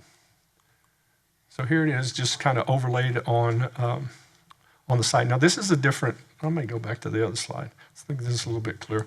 But so this is a little bit different because this would be an entryway off of I-35. And according to Jason, we've got certain things that we have to accommodate because we are in the I-35 corridor. So this would be a little bit nicer facility, a little bit more, I guess, high end because we want to provide a good look off of I-35. So you can see it's a different style building. It's a two-story building with a larger footprint. And so you got just kind of starting with that two-story facility. It's got visitor parking in front, employee parking in the back. And this site, obviously much larger, 25 acres as opposed to 5 or 6 acres of the other two sites. And so we can get a little bit more leeway on how we lay this stuff out and make it a little bit safer for internal traffic and congestion. Similar, it's got a larger, or I'm sorry, a 28,000 square foot fleet services with 8 bays, exactly like the other one. It's got a washdown area and a fueling station. You've got the covered parking in the middle. You've got city-owned vehicle parking just below that. You got the 12,000 square foot warehouse, and then you've got the heated storage for those pieces of very expensive equipment that are sensitive to cold weather.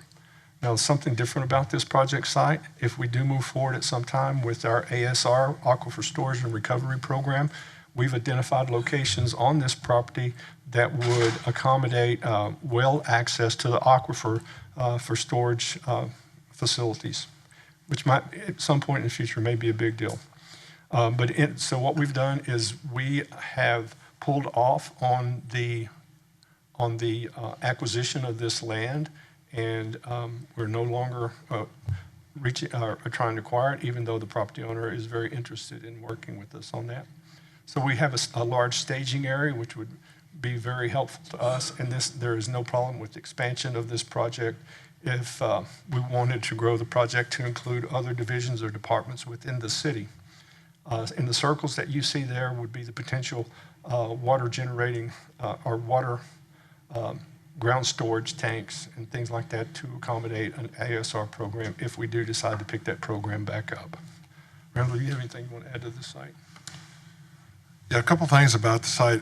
First of all, we'd be able to leave the existing public works facility for use by traffic and transportation. So that would be a much less expensive renovation than building new construction for that department. And that building is perfect for them, and there'd be extra room in there for future expansion of them or other departments. I think one of the really nice things about this is it creates an appropriate buffer between the correctional facility and whatever builds to this planned south. And, there's probably not too many businesses that want to be right next to a correctional facility, but there's a lot of people that want to be up on 35. So this provides sort of a nice transition from a correctional facility to whatever's going to build to the south there. And there is a potable water fill station on this one. We didn't have room to do that, but that was one of the things that Tim felt was important for contractors. It does have plenty of room for expansion. And one of the things that I think can be done on any of these schemes is because I was listening to the other presentations on permeable material and impermeable material, I guess, and recharging the aquifer. I think we could look at rainwater harvesting on this project, as there's a lot of surface area here where we could collect that water. We could also use permeable concrete paving. We could use gravel areas that will allow water to permeate down through the site to help with the recharge of the aquifer down below. So I think there are ways to mitigate the impermeable surfaces on the project. I do think also that we could probably do any of these schemes in phases to help bring the cost down and do it in succession. But I think you all know that the cost of construction continues to go up, escalate, and it seems to be making another significant jump right now from the projects that I'm working on. So I think, doing it in phases and maybe being able to get started might be helpful from a overall life cycle cost on the project. So you would have a potable water station there as well? Because I know the main one we have is over there by the wastewater or by Goforth, correct? For the developers? Yes. So the plan right now is I know we've we talked are about fueling identifying stations there, too. locations for reclaimed water.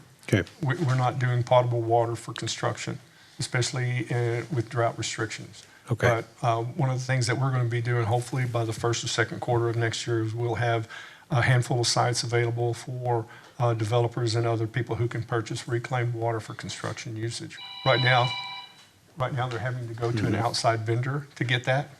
So that is definitely something we're looking at. And like Randall was saying, one of the things that our staff is recommending on this particular site is we would have an access station so larger equipment could come on site and actually fill up their equipment to take it to wherever their construction site is inside our city limits. Oh, okay, good. Yes, sir. Helps them instead of using our fire hydrants. I know how that no, was. Not right now. Yep. And maybe in the wintertime we can relax that once Yeah. we relax our restrictions. And we'll talk about that here in a few minutes in our drought contingency presentation. Thank you. But right now, only city projects are allowed to use potable water for construction. So this, believe it or not, very similar in cost to the other projects to do this site. The difference being, I don't see any reason for us to go through this chart, but the difference being is the having to purchase the 25-acre tract. That's the big difference right now. The comparable estimates were at around $10 million to do that. And what this gives us the opportunity to do, once we go through this feasibility study, obviously we're going to put a hold on construction of any facilities at this point until we get out of these budget constraints that we're currently under, and we feel comfortable that we can bring this back to council. But one of the things that this gives us to do is go back and do a assessment and get a little bit more information on the price of the property. We can do that, and I think that's something that Mr. Perez has asked us to do, and so we definitely would do that and get a cost estimate on that property and probably negotiate it down a little bit. So existing site characteristics, the existing public works facility will remain operational through construction. The opportunity to consolidate water utilities, transportation, public works, including engineering, CIP, and inspections, which is a different dimension to this site, where we could bring all of those facilities, all of those agencies together, because we all work together on a daily basis, but we're kind of spread out. This will bring us all into one facility. A centralized location with access to I-35 frontage road, which would be very important for our large equipment getting out, and also to the Ranch to Market Road 150. The available space provides opportunity for future growth and operational flexibility, including accommodation of other city operational needs. The potential location for future water supply initiatives, including aquifer storage recovery. Adjacent property owner has expressed a willingness to coordinate with the city on an access road basically an access easement that would connect this facility around the prison site and directly connect it to the existing public works facility, which would be a really cool thing and would be a great asset to our city. And then development considerations, the additional property acquisition would be necessary. I don't think anybody's going to donate us this type of property, but it would be nice if they did, but they're not going to do that. Conversion of privately owned property to public use may impact future property tax revenue off of I-35, which is something we would look at, although we, with the correctional facility right there may not be an issue there. And the I-25, or the 25-acre site is within the I-35 zoning overlay, which would probably add cost to the project. So. I think this one will also reduce the traffic pressure at least from this site on 150, FM 150, because currently, if you're using the existing site or leaving the one you have, there's a lot of employee and vehicle traffic that's going out on 150. By having the third one, which is accessed off of I-35, they're telling me a lot of their traffic would come to the site on I-35, and that would reduce some of the traffic load on 150, which I think is a benefit. I think that's a good point. So anyhow, let me go to the final slide. So options, recommendations. Obviously, we're going to proceed as council directs us to do. And if you still are interested in us doing an appraisal on the site instead of an option on the site, or I can't remember the word I'm trying to think of, but to get a better price, then that's obviously something we could do in the future if council so desires. But our recommendation to council right now is put this project on hold until council is ready to move forward with something similar to this. All right, discussion. I'm going to start with Councilmember Goza. The site that's next to the prison, I'm going to assume a civil engineer took a look at that because there's quite a bit of slope to that property. So you're looking at anywhere from 17, 20 feet, it looks like, across where these building footprints would be. And I know that can be quite expensive. So was that factored in? It has been. There's cut and fill that will be required on that site. The area that's closest to 35 has the least amount of slope, and there's more slope in the center as you move towards the east. So the building and most of the entrance paving and entrance parking for visitors and for employees is on that area that requires less cut and fill. There will be more cut and fill that's required. We'll balance the site as best we can. Keep that cost mitigated, but that's probably another reason why that site might not be as attractive to developers. Right. And then I did not see a demolition cost for option number 1. Was that just lumped in, or was it? Okay. It's lumped in. Yes, ma'am. Okay. And there's demolition on the wastewater site too. There's a hatched area there that has some improvements that has to be demolished as well. Okay. And then you're saying with option 1 and 2, basically we spend all this money, build it out, and we'll projected to outgrow it in 15 years? Depending on how the city's growth needs are, I think.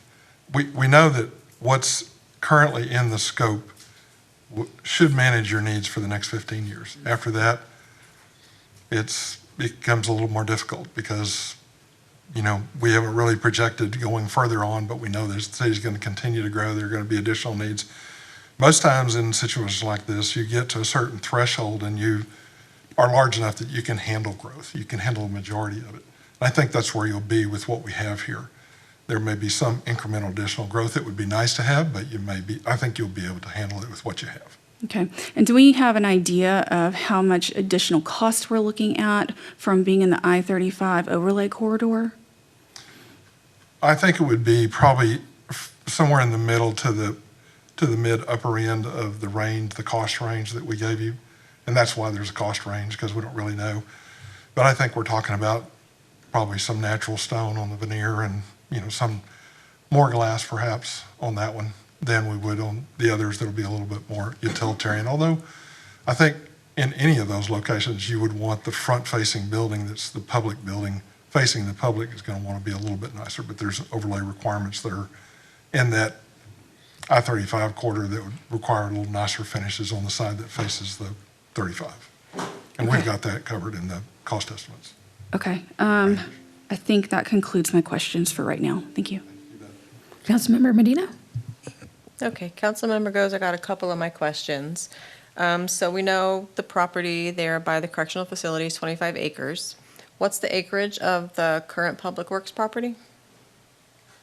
Yeah, so I think the just off the top of my head, around 5 to 6 acres is what we've got on that facility. Let me reach back to Chris, maybe you remember. 14 acres. 14 acres. And then the site where we're looking at for that specific area at that wastewater plant, approximately, what's that acreage? Just for that Well, I area? missed the last one so far. Maybe Tim might know. What it is, Tim, right there. 10 to 12? Okay. And then, so we already mentioned that the tear down of the buildings was already included in the fees that were on the projections here. On the current Public Works site, looking at the big blow-up picture, you can see the going in, and then it kind of drives around the back, and it looks like there's a gate on the east side of the new building. Is that going to be an additional exit going out onto 150? Let me get there, Councilwoman. Okay, so. Right as you're coming up from the wash down bay and the fueling station up to where there's a little gate with visitor parking out to 150. Is that going to be another exit onto 150? I'm sorry, I'm not understanding. I would say, I mean, it's currently showing that, but that would something, we would have to get approval from TxDOT in order to do that. I'm not sure at this point if they would even approve that. But Yeah, if I was TxDOT, I wouldn't. It's already dangerous enough there with that Sonic on the other side coming in and out with all those crashes that happen. And especially if you're coming out to turn left. Yeah. So, yeah, that was just, Yeah, there's no doubt we would have our challenges with sites 1 and 2 just because of the reduced size, or not reduced size, but the smaller footprint that we could build on. That could be a challenge. And 150 is, I know those of us who work over there, we understand the traffic restrictions over there, especially when school is in session in the morning, and the morning hours and 5 o'clock rush hour. Right. Is a huge challenge. and then let's see, at the wastewater treatment plant, I know you mentioned there was something that you would have to demolish to get out of the way to be able to build, should we build at that site. If we should build at that site, are we taking away from something that you may have already had visioned for that area for the wastewater plant? That's a really good question. So right now, our wastewater treatment plant is under renovation that you all very well know, that Right. you've all attended tours of that facility. So we're currently going from a 4.5 million gallon per day plant. The early work package will get us to a 6 million gallon per day plant by the end of this year.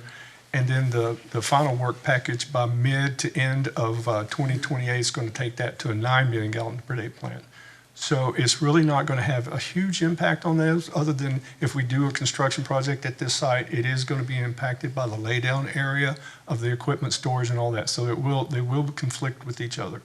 And so our goal, unless the wastewater master plan shows something different, our plan is to go to a 12 million gallon per day wastewater treatment plant on this very facility, which then would create issues. And if we go to a direct potable reuse, like I described earlier, that requires its own water treatment facility, because you have to take that reclaimed water and go through a water treatment process before you can make it available as potable water. Right. And so this was the site that we would have selected for that.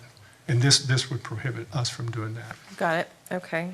And then on the 25 acres, the property cost originally was somewhere around 10 million, correct? That was $10 million, and Pervez brought up a really good point a couple of months ago to me. Did we do an appraisal of that site? We did not do an appraisal of that site. We relied on our realtor to give us comp estimates, and he, as you all know very well, probably better than I do, took comprehensive sites around this location, try to find things that were equally as big and have the ability to build a warehouse or construction or a public works facility like this. And that's how we came up with the $10 million. Now, we did take that to council. The property owner actually wanted more than that, and so we negotiated back and forth until we got to the $10 million Okay. And then Councilmember Goza had asked about the cut and the fill, so that was already added into that estimate. Is there any other additional land prep or retention walls or anything else that may not have been added in to make that site prepared? Well, I don't think there's any doubt there would be some retaining walls that would be necessary, but it would be within those ranges that we gave you. Okay. And then I think there may have only been one or two other questions. So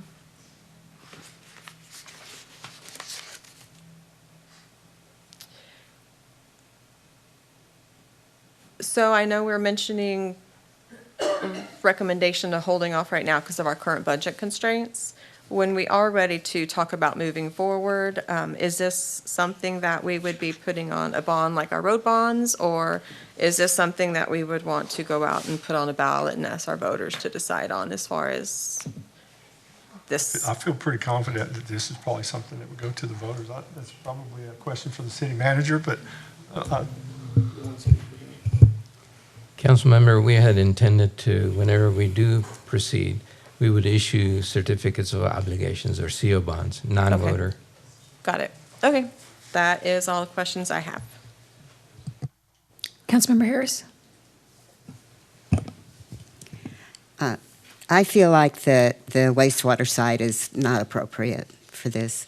It limits what we can do in the future with the wastewater site, and going to potable is certainly a goal of mine. The existing Public Works building, having to demolish that and put all of that that's there currently somewhere else for 18 months or 2 years is problematic, and I don't think that it allows for the growth that this city's going to have. One of the things I especially like about the 25-acre property is the aquifer storage potential. We're going to, if we go with the aquifer storage in the future, we're definitely going to need to have a site for that. And this site makes a great deal of sense. I also like that there will be entrance on I-35 to the site instead of running it through neighborhoods or arterial like 150 where there's so much traffic. So I think that the larger site has a lot of ability to be more flexible, to grow with the city, and to provide all of the resources, especially since we would be able to keep the existing building and repurpose that.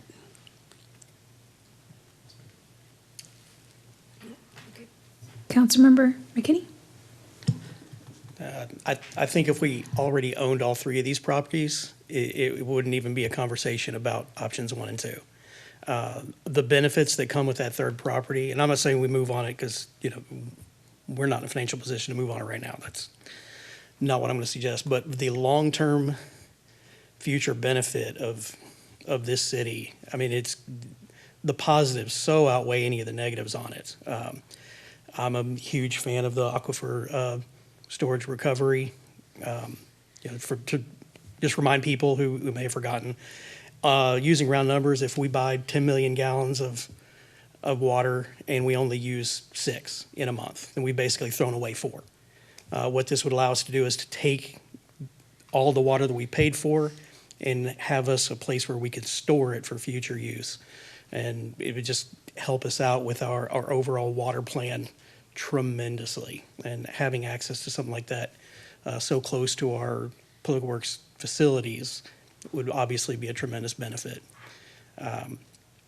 I agree too that having that barrier between the prison and any other development of whatever kind, it would help charge that. I even suggest at one point when we were talking about this back in February, would it be possible for us to set up maybe a strip of retail on the southern end of it and help use the rent money in that to help pay for the property and some of the monies that we'd be spending out on it, try and take some of the burden off the taxpayers and put it, on the retail sector. I think there's a lot of opportunity. I think that we can brainstorm a little bit and make that spot work out if it's available when we're ready to move forward. Mayor Pro Tem Tobias. All right, great conversations, everybody. I think we all understand the overall goal that we're trying to accomplish here, and I think we're not shooting that down. This is what strategic and smart planning is all about. I understand the needs that we're going to have for our future for the next 10, 15 years. That's what we're talking about now. I guess the questions we have, or just the things to consider, is the type of vehicles, number one, that's going to be going in and out of this facility, where it's structured from I-35 to, again, TxDOT. It is very congested in that area, so we've got to keep that in mind of how the trucks will be coming in and out. I think Councilmember Medina brought up a good point about, is there going to be another existing road that could be let in for these trucks or these vendors to be able to utilize, to keep in mind on that. Yes, we should utilize the Public Works building where it's at, not tear it down or anything like that, repurpose it in different ways. So of course, it's all going to come down to funding, no matter how we look at it. Whether we look at it, we're going to be able to recoup some of this or push it on the CO bond, because I think mostly the GO bonds would be going for infrastructure and road projects, right? This is something internal. So we would have to figure out the tax rate and everything else that goes along with it, because there's other facilities that we're going to be talking about that we're kicking and screaming on building as well. That's going to take about a year or so to build. But I think it's great that we have these conversations and we continue to see where the overall goal is, because you never know, future councils may have to be the ones that will start with this concept plan.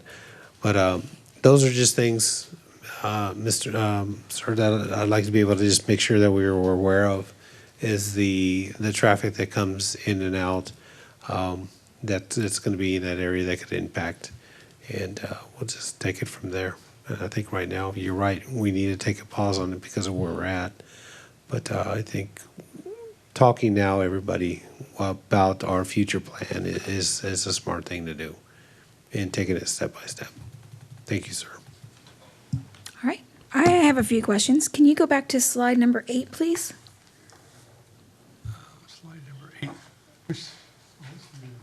Okay, so all of these slides that have the information on it, the dollars and the square footage, I just want to confirm, because this says new administrative buildings, 65,900 square feet, 907 square feet, but over here it says I think 64,000 square feet.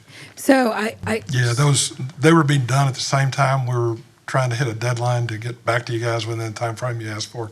So there was a little bit of coordination there. The numbers that are in the cost chart are the ones that are directly from the program, which came from the questionnaire. The numbers that are on the plans were just a little bit, they were numbers that we hadn't quite finished when we were doing the calculations, so they're close, but they're not exact. okay, some are off by a couple thousand, so I just want to make sure, because what I'm doing is trying to take this total square footage and then see how much it is, per square foot. And so some of these are up to $500 a square foot. So I just want to make sure we have the good numbers as we move forward. So I will say, without a doubt, we do need something to be updated, because that area is old. And so I'd be interested to figure out what we can do immediately to try to create better space in that area. As far as the 25 acres, I want to confirm there is no access to 35 right now without an easement. Is that correct? From this, So if we did the $10 million and we did the extra acreage, my understanding from the previous meetings were we would have to obtain an easement to be able to access 35.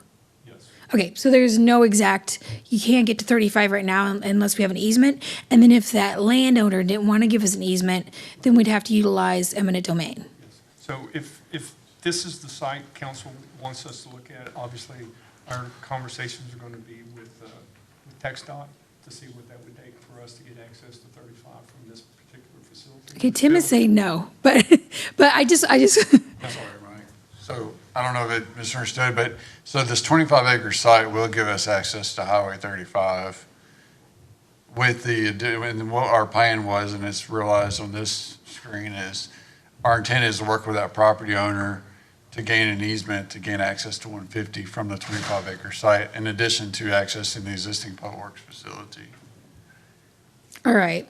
Yeah, can we get some confirmation on that? Because I was fairly certain that what we were talking about was 35 to access 35 or not. I don't know if anybody else remembers that. That's not how I remember. I Conversation. remember having the conversation about access to 150 and whether the property owner in the top right of this graphic here, if they'd be willing to allow access to 150. And we even talked for a little bit about even if we just put a little J hook into our existing property, and if we couldn't get the full thing, maybe we Okay. just get that So little corner. Okay, so access to 35, no access to 150. No, there will be both. We want to maintain the access to 150. If you look at this site, you can see that the easement running up beside the existing Public Works facility.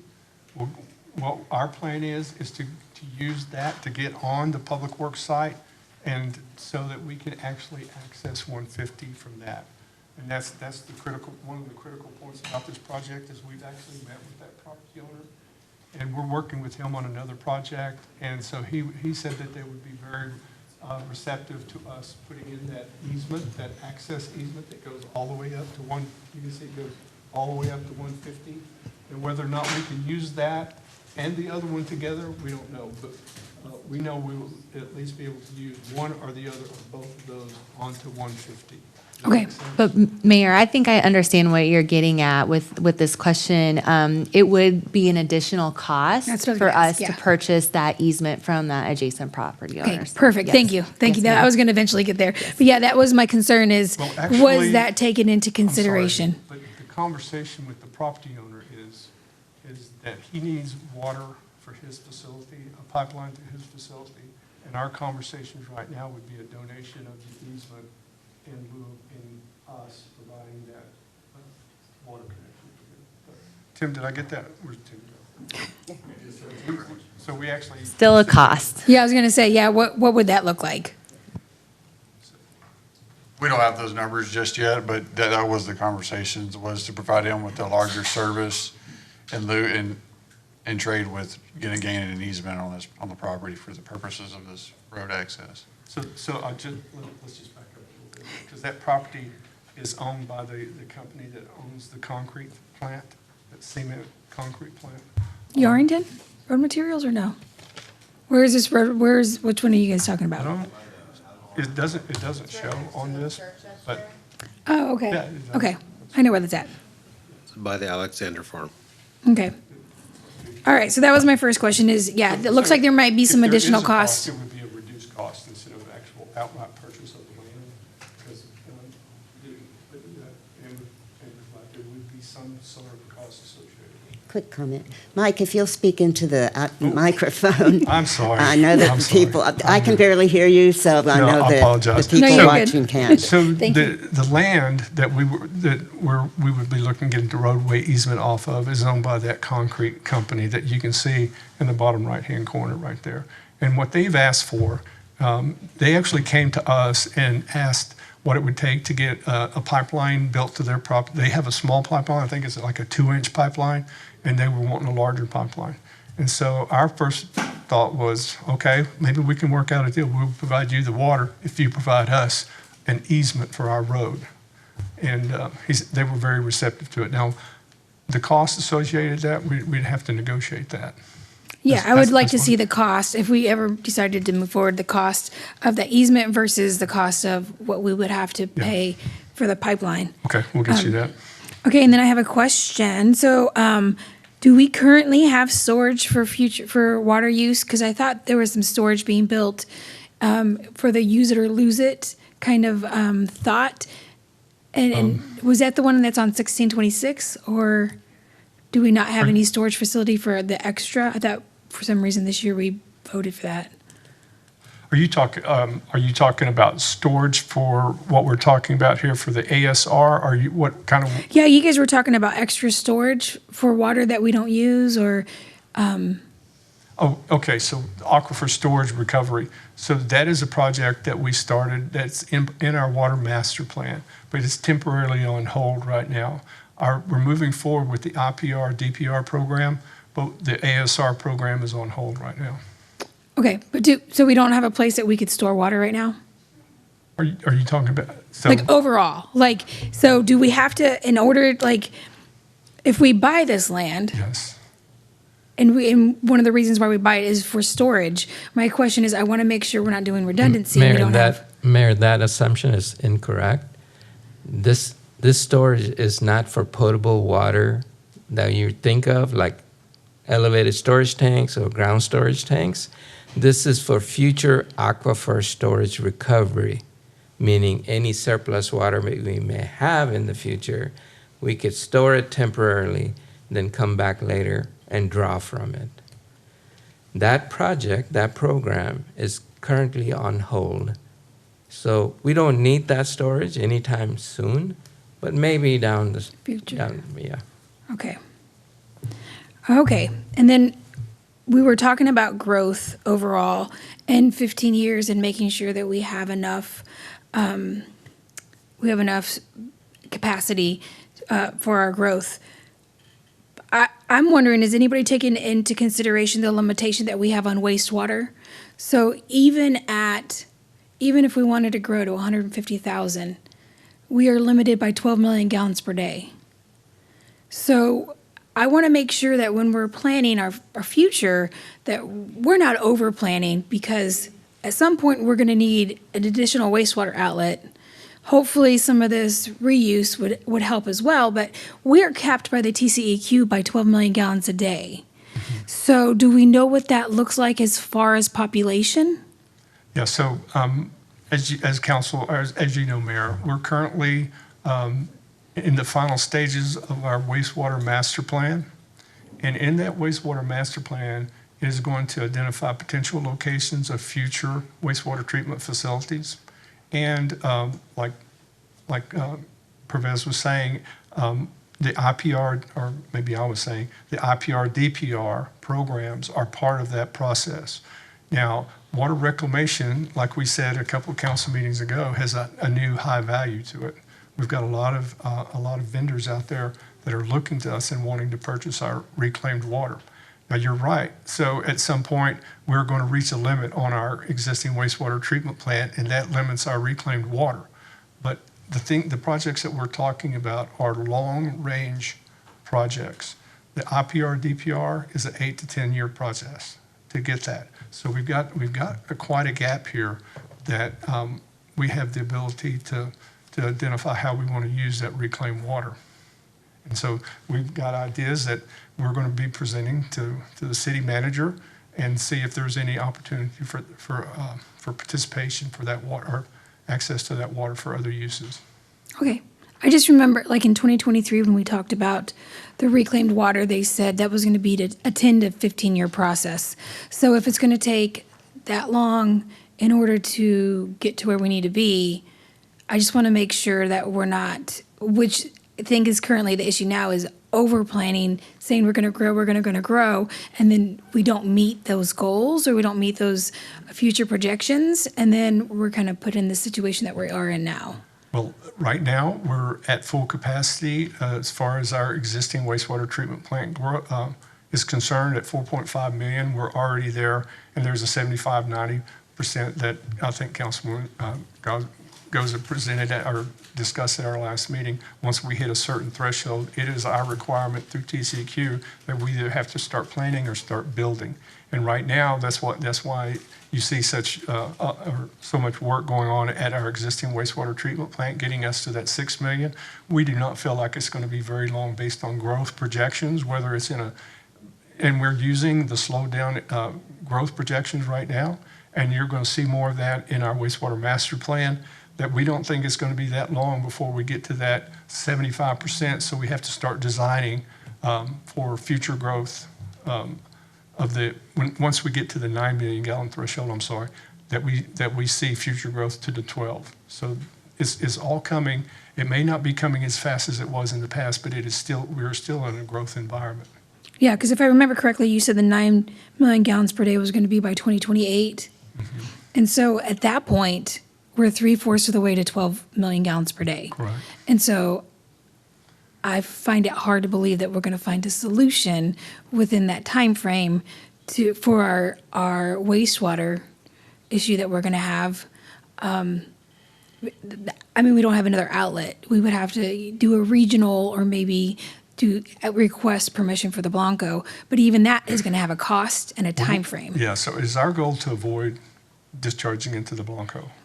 But it is going to be at some point, the city has to look at the growth of the city requiring an additional wastewater treatment plant. We cannot, and 12 million is the max at our current facility. And if, depending on growth patterns, whether it's one of these large developers that we currently have on the other side of I-35 from here, would depend on what the location or where the location would be and the initial size of that. So we would probably start with a smaller plant, a 3 or 4 million gallon per day plant. And it could be a regional plant. I mean, we are in conversations with some of our neighbors to see if there's any interest in that. Or it might be a standalone plant just for the city of Kyle. So we're looking at all those possibilities, and we've got time to do it, but now's the time to do it, if you know what I mean. Absolutely, yeah. And the reason why I ask all those questions is because when we're talking about expanding this area, I just want to make sure that we're doing it in a fiscally responsible way.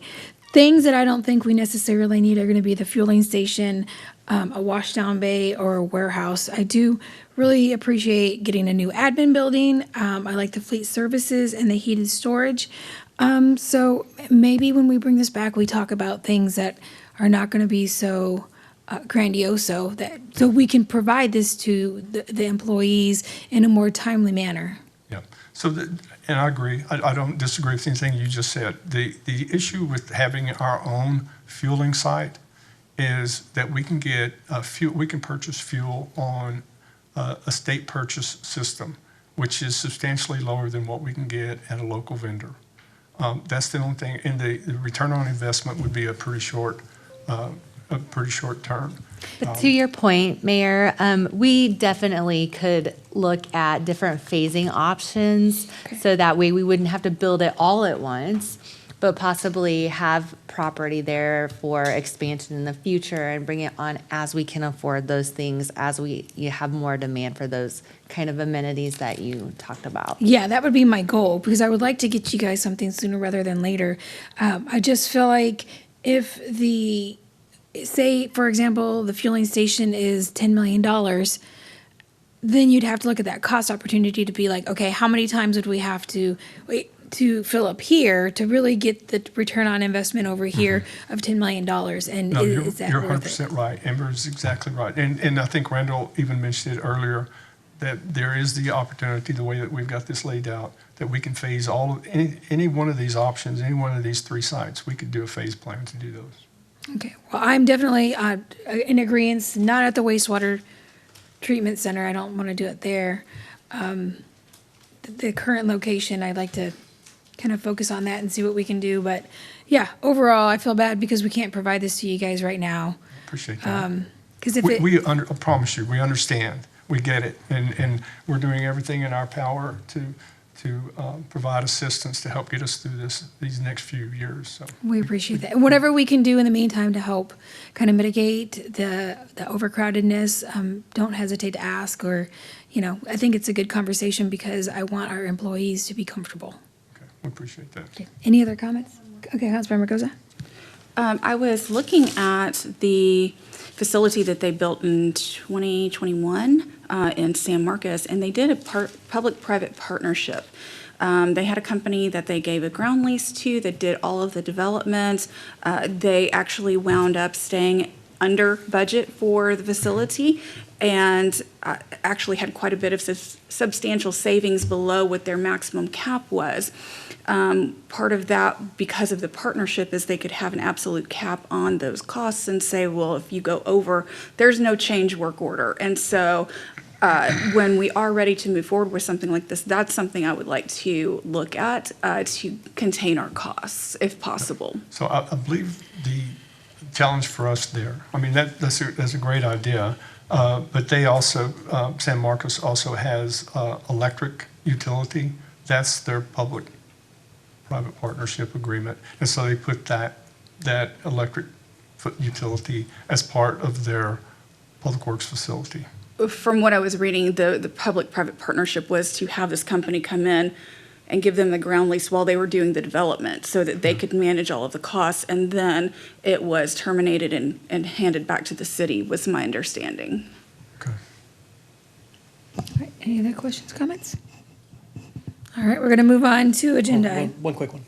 okay. For Vez, I mean, it looks like all three of these options have relatively the same cost.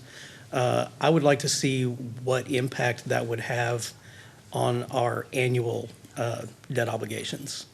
And I don't expect you to have that right now. I was just saying, if you could get that to all of us, I think that would be some beneficial Yes. information. Yes, sir, we'll do that. Thank you.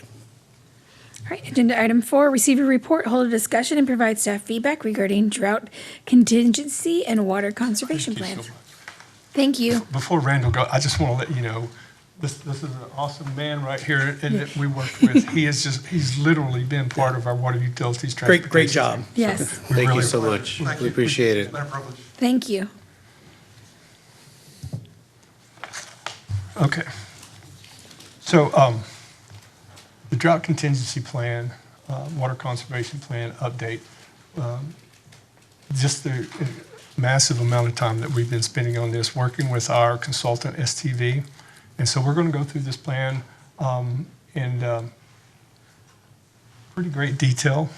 And it's going to be interesting, and you're going to get it, but it's very important to the city that we have our own drought contingency plan based on our needs and our system and our availability of water. So I've asked Tim Sanford to take the lead on this project, working with Mike Van Winkle. You guys all know Mike from some of our tours that you've taken around the city. So I'm going to turn it over to Tim, and he's going to start this off, and then Mr. Van Winkle's going to walk us through the process. Thank you, Mike. Tim Sanford, the Assistant Director for Water Utilities. We think this is a very positive thing. It's definitely a long time coming, as you'll see in this next slide. So just a little bit of a background as to what we're going to be talking about. A drought contingency plan. So that's a plan that's a strategic document used to manage water supplies during drought conditions with the intent to reduce demands and ensure essential water demands are met. So the main thing that we would focus on as a utility is safety and health. So that's our primary concern, implementing any of these type of strategies into our portfolio. So a water conservation plan, so that's a strategy to utilize best management practices year-round to reduce consumption, waste, and loss while improving efficiency and usage. And in that plan, we have a 5-year and a 10-year target as to what we would expect our residents to be using on a daily basis per capita.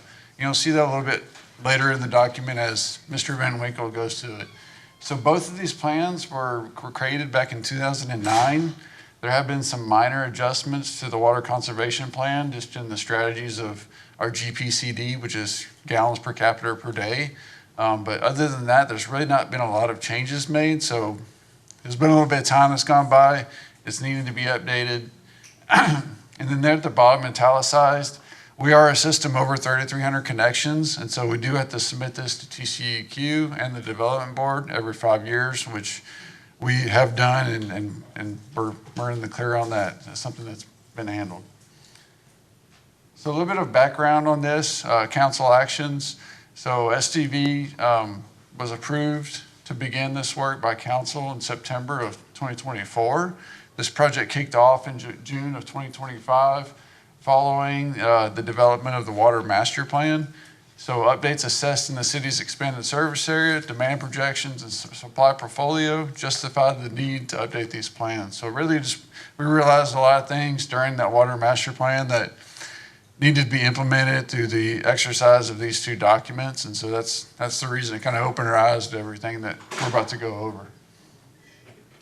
So something really cool that we're going to be receiving out of this master, these updates to the plan, and it was in the scope of STV to help us develop, was an interactive tool for customers to utilize to understand our water supply sources. This is a real-time supply conditions and data. So on the graph, this is just a snapshot of what it's going to look like, but I'll try to follow, if you'll try to follow along with me. On the far left of that, there's a pie chart that says current available drought supply. So what that's providing you, that's the 7.38 million gallons per day. So that is a current snapshot of our water suppliers and the drought conditions they're in, the available supply that the city has. That's what the city of Kyle has available to us due to their drought restrictions that are in place. And just to the right of that pie chart, you have another pie chart that shows total permitted supply. And so that's what it would look like if those water supplies weren't in any type of drought restrictions. So that'd be the total amount of water we could receive if no level of drought was implemented with EAA, Barton Springs, GBRA, ARO, those things. And then down at the bottom, this is just a snapshot of what we feel is the most important water supply that the city of Kyle has currently, which is GBRA. So this is a snapshot of what Canyon Lake water level looks like currently, and this is what GBRA uses to identify their level of drought. So currently they're in stage 2, it's voluntary. Why this is important, this is the exact tool that GBRA uses to say, hey, we're going to this stage of drought, which is voluntary, which, as that exceeds up beyond stage 2, it becomes mandatory and it lessens the amount of water that we receive for the city of Kyle. But there's many more tools to this, and this will be available to customers to utilize. And we just wanted to provide this as a means of helping everybody be, us being transparent to our customers, making sure they're aware of where the water comes from, and they can go in here and see this and understand better as to why we're implementing the restrictions that we're implementing. So before I hand it over to Mr. Van Winkle, I'm happy to take any questions on anything I've talked about so far. Any questions? Awesome. All right. I'll see you guys in a little bit. All right, good evening, Mayor and Council. Michael Van Winkle, Division Manager, Treatment Operations. So some of the first proposed updates we want to review with you here is concerning our water conservation plan. And this plan here is really the framework by which we can assess the effectiveness or the efficiencies of our water conservation program as a utility. So the way we measure that is in GPCD, or as Tim mentioned, gallons per capita per day, essentially just how much water in gallons per day does a utility customer use. And if you see the table here on that slide, shows our 5-year averages for the total and residential GPCD. So total is just not distinguishing the end user. So this is residential, commercial, industrial, et cetera. And then of course, residential being the residential end users. The 5-year averages for those, total GPCD 89, residential 50. So on this plan, the proposed updates, first here is the 5 and 10-year goals. Of course, this plan is, again, required to be updated every 5 years. So the proposed 5-year goals that we're presenting here is for total at 100 GPCD, residential at 65, and water loss at 7. And then proposed 10-year goals, total at 95, residential at 64, and water loss at 6. Now what you'll notice is those numbers are actually a little bit higher than that 5-year average that we're showing there. And that is just given to the considerations that we know that those numbers that make up that 5-year average have been suppressed because we've been at some level of drought restrictions for the past 5 years. So we believe, as a utility, those numbers that we're proposing here as our goals are realistic and also achievable. The other updates to this plan is concerning information about our water conservation program as a whole. So just updates on that information, including things about our leak detection program, the AMI, water loss tracking, and public outreach. And then it also identifies and defines some of our current best management practices as a utility. So such things such as the hiring of our first water conservation coordinator, who you'll hear from in just a minute, and then our reuse water and rebate programs as well. And that pretty much sums up the proposed updates to the water conservation plan. So next we'll get into the proposed updates to the drought contingency plan. And now this plan is essentially the guidelines that we can use as staff and also as city leadership to manage our water supply and our water system during periods of drought, right? So first, one of the largest or the biggest updates that we're presenting here is the increased number of stages. So the current drought contingency plan that we operate under has 3 stages. The proposed drought contingency plan we have here before you tonight has 5. And what we believe that does is it provides the public a framework of more gradual reductions over time. So hopefully that presents less disruptions to daily life, and through that also encourages consistent conservation habits over time. You see here on this table we put together here, these are just the number of drought stages, some of the comparable water utilities entities in our region. Our proposed plan has 5 stages. You can see that's in line with the city of Austin, but also so San Antonio has 4, Georgetown has 4, Leander has 4. So again, we believe a reasonable number of stages to be in our plan here. The second thing, most important update, is the clearly defined trigger thresholds for each stage. So the current drought contingency plan that we operate under does not have any defined trigger thresholds for each drought stage. And so by doing that, we believe that provides staff and again, city leadership with more defined parameters for when we enact or rescind drought declarations. And then the last thing we'll look at here is the intent of the updates of this plan. And that really is to target what we know to be the main driver of peak demands that really stress our water supply and our water system, and that is outdoor irrigation. So we know by the numbers that outdoor irrigation can increase demands by upwards of 60% during peak seasons. And by doing that, we believe that this document puts less of a burden on the public's daily activities that utilize water. So your things such as washing a car or power washing your sidewalk, stuff like that. So I won't spend a lot of time here. We're going to go through this actually stage by stage. It's very busy, but this is essentially the entire plan in one table. So y'all should have that, and we'll walk through it real quick. But before we do, I want to go over some of the language in this plan that addresses year-round conservation, or what we would like to label in the future at your direction would be something like Conservation 365. So this is whether or not we're in a drought stage. It addresses water waste prohibitions year-round, such as failing to repair controllable leaks, operating a faulty irrigation system runoff, or irrigating landscape between 10 a.m. and 7 p.m. And before we move into the drought stages, we just wanted to define something that you're going to see over the next few slides, and that is daily maximum production capacity. There's a fancy definition up here on the screen, but essentially how much water can we physically put into the system in a 24-hour period. That's going to be one of the metrics that we use going forward. So the proposed stage 1, we're entitling this Water Supply Awareness and Drought Watch.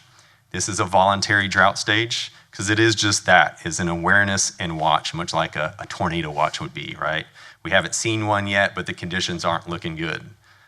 So the 3 things we'll go over for each stage, you'll see triggers, the targeted reduction, and the response. So for stage 1, when demand reaches 60% of max production capacity, and we've put numbers there on each slide just to give you an idea of what that looks like, so in million gallons per day. So when demand reaches 60% of our max production capacity, or other considerations would be our water supplier status, and correlating to that would be potential reductions in our water supply, right? So you see there in that first box, that 60% would be actually averaged over 3 days. And then you have considerations such as GBRA, Canyon Reservoir, right? Tim just talked about that as being our largest supplier right now. Edwards Aquifer, Barton Springs.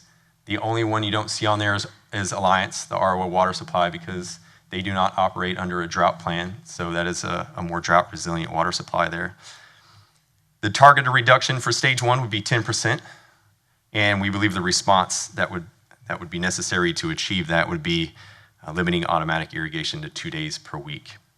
You'll also see on that table on the right-hand side those other ancillary water activities or water uses such as manual landscape watering. That would be permitted any day of the week from 7 p.m. to 10 a.m. And then I'll just point out one other thing on the automatic watering. You'll see there's a difference between the allotted time between the drip systems and the spray systems. We kind of operate in a similar fashion now, but we recognize those drip systems to obviously be more efficient than those automatic spray systems, so they're allotted a little bit more time. And then you'll see language in there about those other activities like washing vehicles and all other non-essential water use. So getting into the proposed stage 2 or the mild drought conditions, this is where things become mandatory from here on out. So you'll see here the triggers for that stage. We're proposing when demand reaches 70% of our max production capacity, and then again also considering water supplier status and potential reductions in our water supply. The targeted reduction would be 15% for this stage. Now you see the response here is the same as stage 1. However, again, the difference here is that this is mandatory and enforceable at this point. And then all the other activities stay the same. For proposed stage 3 or moderate drought conditions, again, mandatory. The triggers for this stage would be when demand reaches 75% of max production capacity, and then also considering escalating water supplier status and again, potential reductions in our water supply. The targeted reduction would be 20%, and we believe the response necessary to achieve that would be reducing automatic irrigation to 1 day per week. All other activities would stay the same. Stage 4, the proposed stage 4, are severe drought conditions. The triggers for this would be when demand reaches 80% of max production capacity, and then again, considering water supplier status and potential reductions in supply. Targeted reduction of 25%, and then response that we believe would achieve that would be reducing automatic irrigation to 1 day every other week. And then again, all other activities on there stay the same. And then moving into the final stage, the proposed stage 5, which would be critical drought conditions. Triggers of this stage would be when demand reaches 85% of max production capacity. And then again, considering our water supplier statuses and potential reductions in our supply.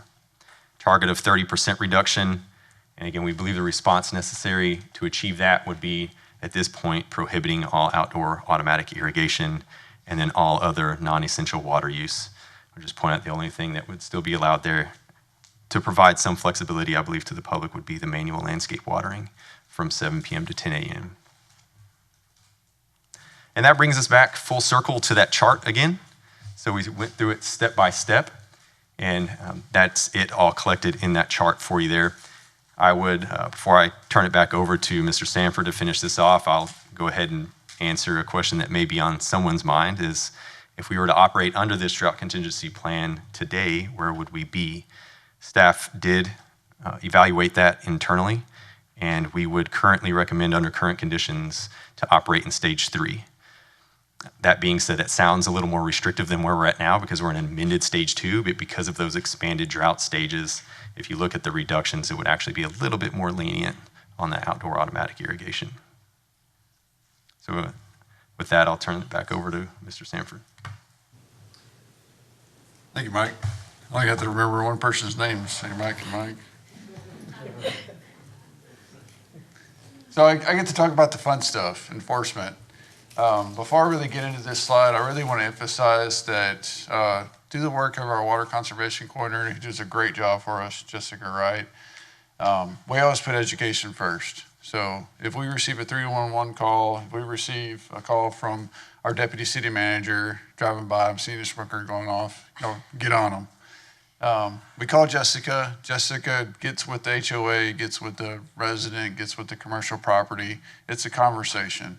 It's an education, making them aware. And so that is first and foremost what our approach is, very soft-handed. Now, if you're a repeat offender, this plan does have some monetary value to it if we need to penalize you. And before we take that type of action, we would have conversations with the city manager. I assume the conversation would also be had with city council. And the values of what that would look like is first offense, $100 to $500 for the first offense, and $5,000 to $2,000 for subsequent offenses thereafter. So we don't want to utilize that, but we do feel back in 23, I know we went through hardships with a lot of this, and we had to do some pretty diligent patrols to get our system under control. And we did use some of that, but the soft hand approach now with the water conservation coordinator has really proven beneficial to our system, and it's effective.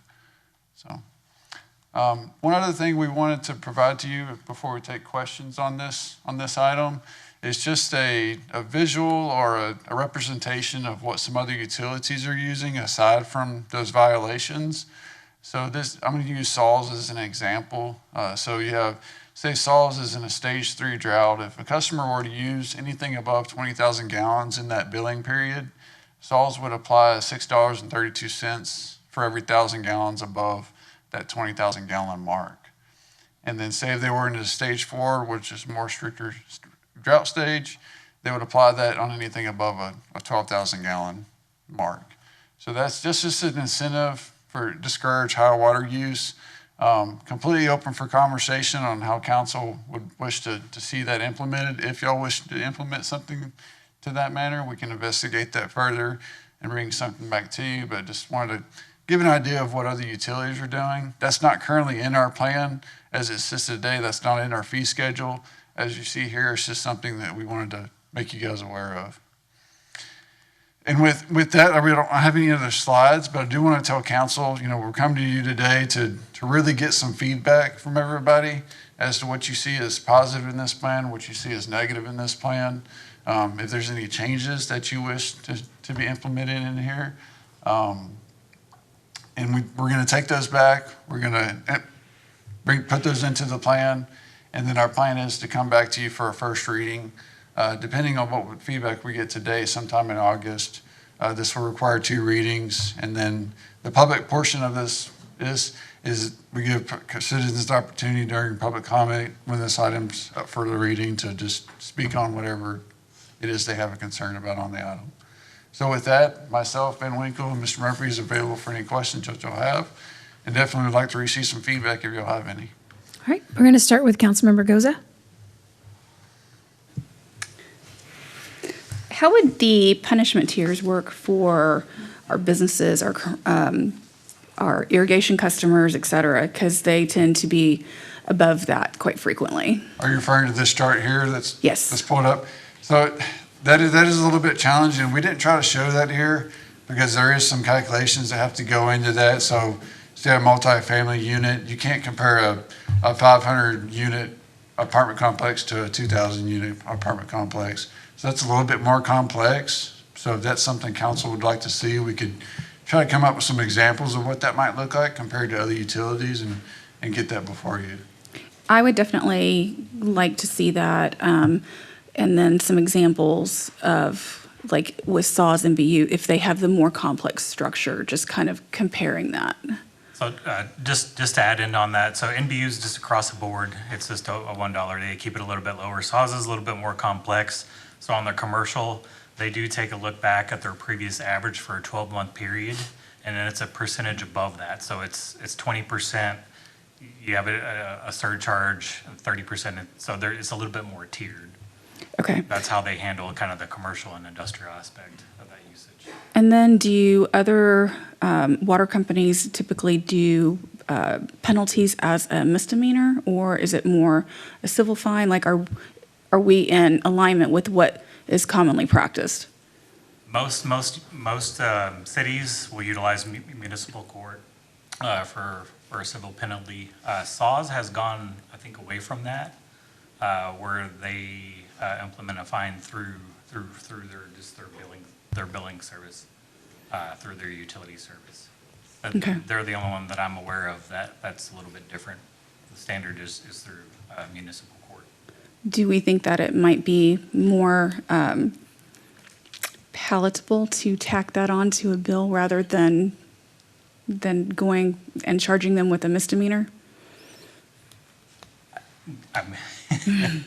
It's cleaner. if you're, I guess it's a built-in punishment, right? If you're going above that threshold that we determine is above excess of use for whatever stage that we're in. But I think that's ultimately a direction from council that. Councilmember Goza, unless we create a specific criminal violation that would include going over that threshold, it would not go to municipal court. I know in my previous city, and Mike Murphy can tell you this too, because we both worked there, the surcharge went on the bill. Okay. I think I like that approach. I think it's cleaner. And then if they don't pay, they don't get water. So no problem there. Other than that, I thought it was very clean and easy to see kind of what those requirements are. So I like it. Appreciate that. Taco Bell is highly influenced to the color scheme. Hope y'all can appreciate that. Councilmember Medina. On the drought contingency plan, I like how that's very clean, spelt out over the 5 different stages. One question on that, with the rapidly growing growth we have here in Kyle, did you use any particular population growth assumptions to forecast that? Or was that just based on how we're growing right now, or based on the developments that are in play? Yeah, I'll take a stab at that. Ben Winkle may need to step in, but I believe the way that we're handling it is based on our production capacity. So as our system grows, that production capacity is it will increase due to our regulatory requirements. And so I think that this plan really is adaptive in that way, because it's gonna grow with us naturally. It's because of those reasons. Okay. And then I know we kind of talked about in the AMI, the outdoor irrigation and the hours with the drought contingency plan. Do you know if with the outdoor irrigation, if that's like a huge percentage of our water use right now, or if that's kind of come down quite a bit with those? So what we've seen is roughly 60% of those seasonal demands that we see. And that's easily identified when we see, winter demands, which our wastewater accounts are usually based off within the city limits, versus our summer demands that we're getting into now. Okay, so about 60% of the use is the overnight irrigation? Yes, ma'am. Okay. And then,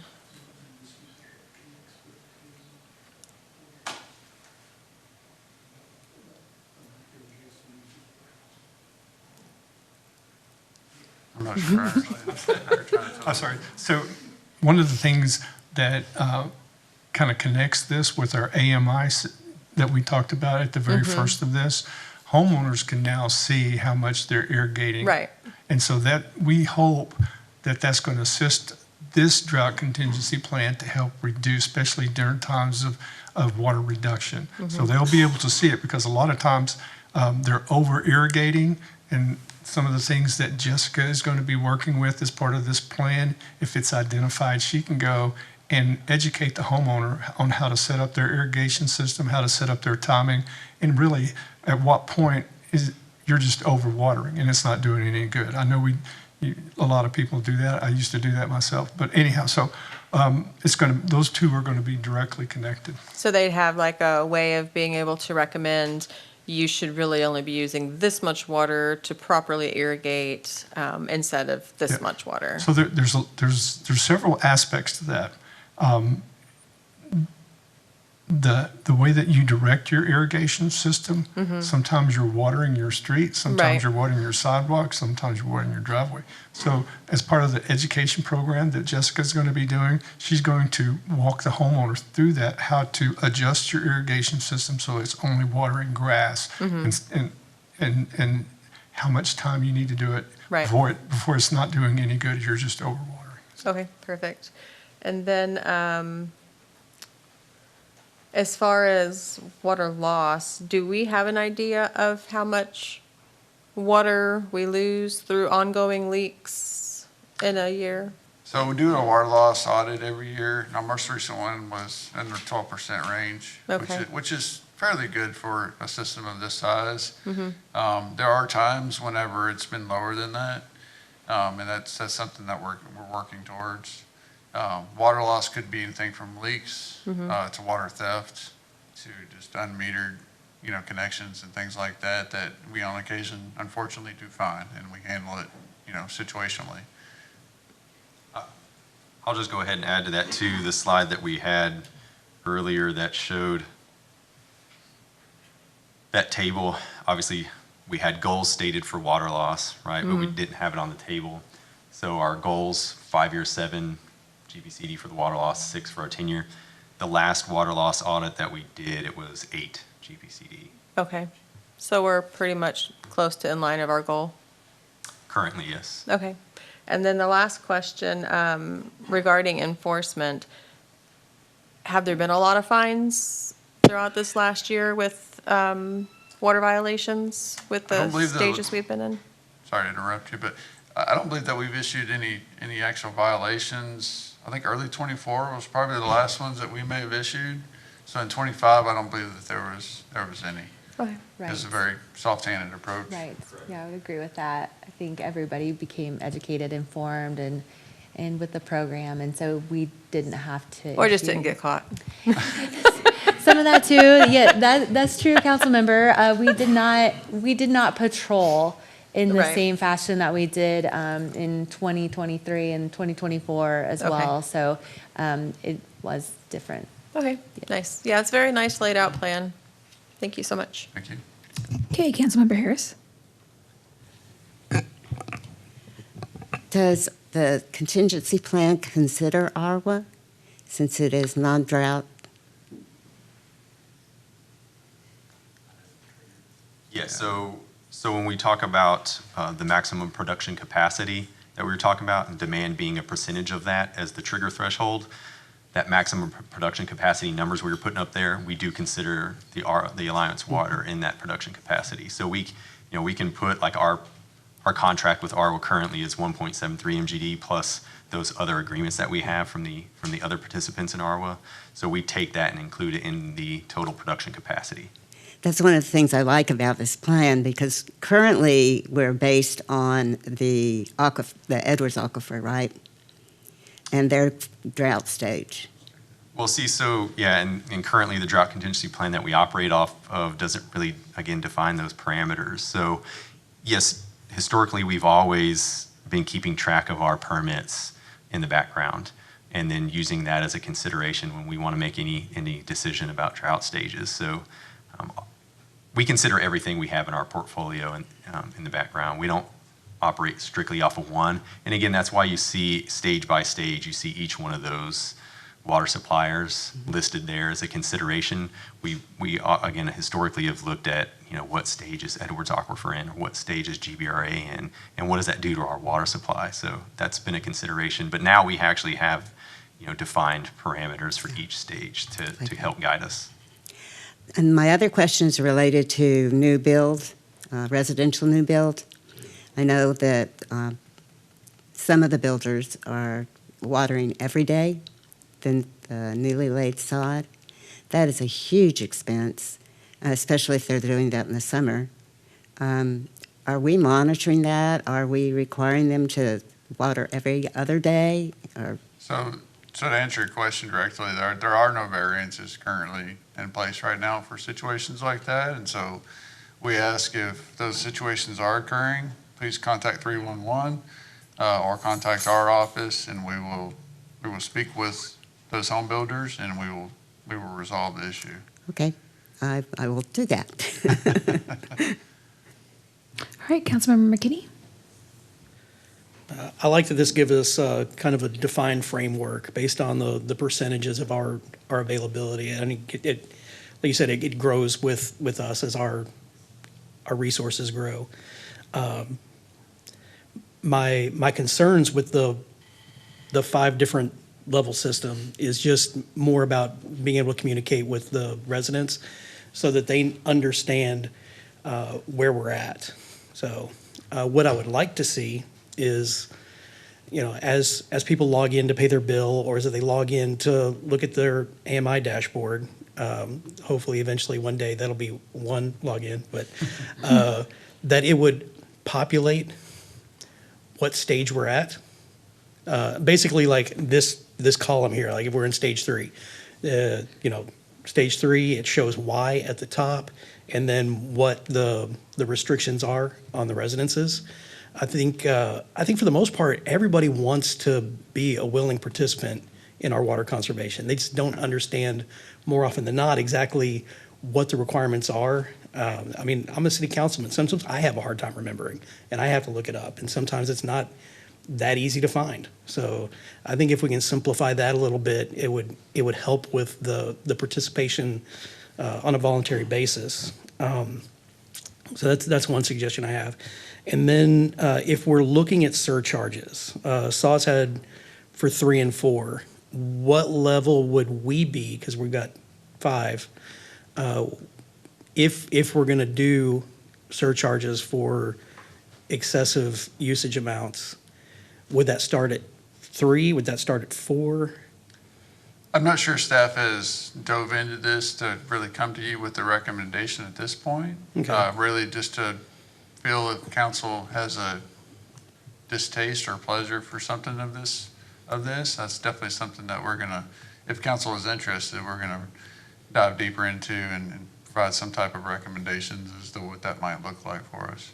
I'm not speaking for all of us, but I'm at least curious about it. I would also like to, not be all stick, no carrot. Maybe if we hit these levels and some households are using less than a certain amount, maybe there's a reward for a lower charge at that point. Kind of adding a benefit for those who are, extremely conservative. Yeah, I think it would, I agree with everything you said, and I think it would be us looking at our system specifically as to what a typical single-family resident would use this on average, and developing a recommendation based off of that. And I agree with the initial response you gave us in the feedback, and I appreciate that very much, because those are the types of things that we like to hear, and Allison and her team do a really great job. She's sticking it out with us back there. Yeah. They do a really great job. So hearing things like that, if it's not just hitting you in the face when you log in on something as to what we're in, that is a challenge for us. And as we all know, we're surrounded by other water utilities that aren't City of Kyle. And so that's another challenge that we try to mitigate, because they may not be in any state of drought or something different than the City of Kyle. And so that's always very difficult. We can't necessarily align because our makeup is so much different than theirs. In terms of water portfolio and where we get our water supplies and those capacities, but that is something that we always keep at top of mind of trying to make sure we're getting a clear message out to everybody. All right, Mayor Pro Tem Tobias. Yeah, it's everything. I agree with everything what Councilmember McKinney states, that the more we continue to educate our residents about the conservation, I think we're there now. I remember when we were first starting with the stage 3 and 4, how much negative feedback we got from residents, from like all of a sudden we couldn't wash cars to can we water the grass? And well, look at this business over here, like Dr. Harris says, they're watering grass at night, and then they're coming back on the city. Well, look at what the city was doing. They're watering their grass at the park or something like that. Why are we being held back? But I think now with our summers that the way they are, even though we've gotten rain, it's still barely just a tip of the iceberg for us to start getting into recovery stages. I think everybody knows that from a regional area, you see the media push it out more. You see it everywhere, even in the news. You see it up in the Midwest.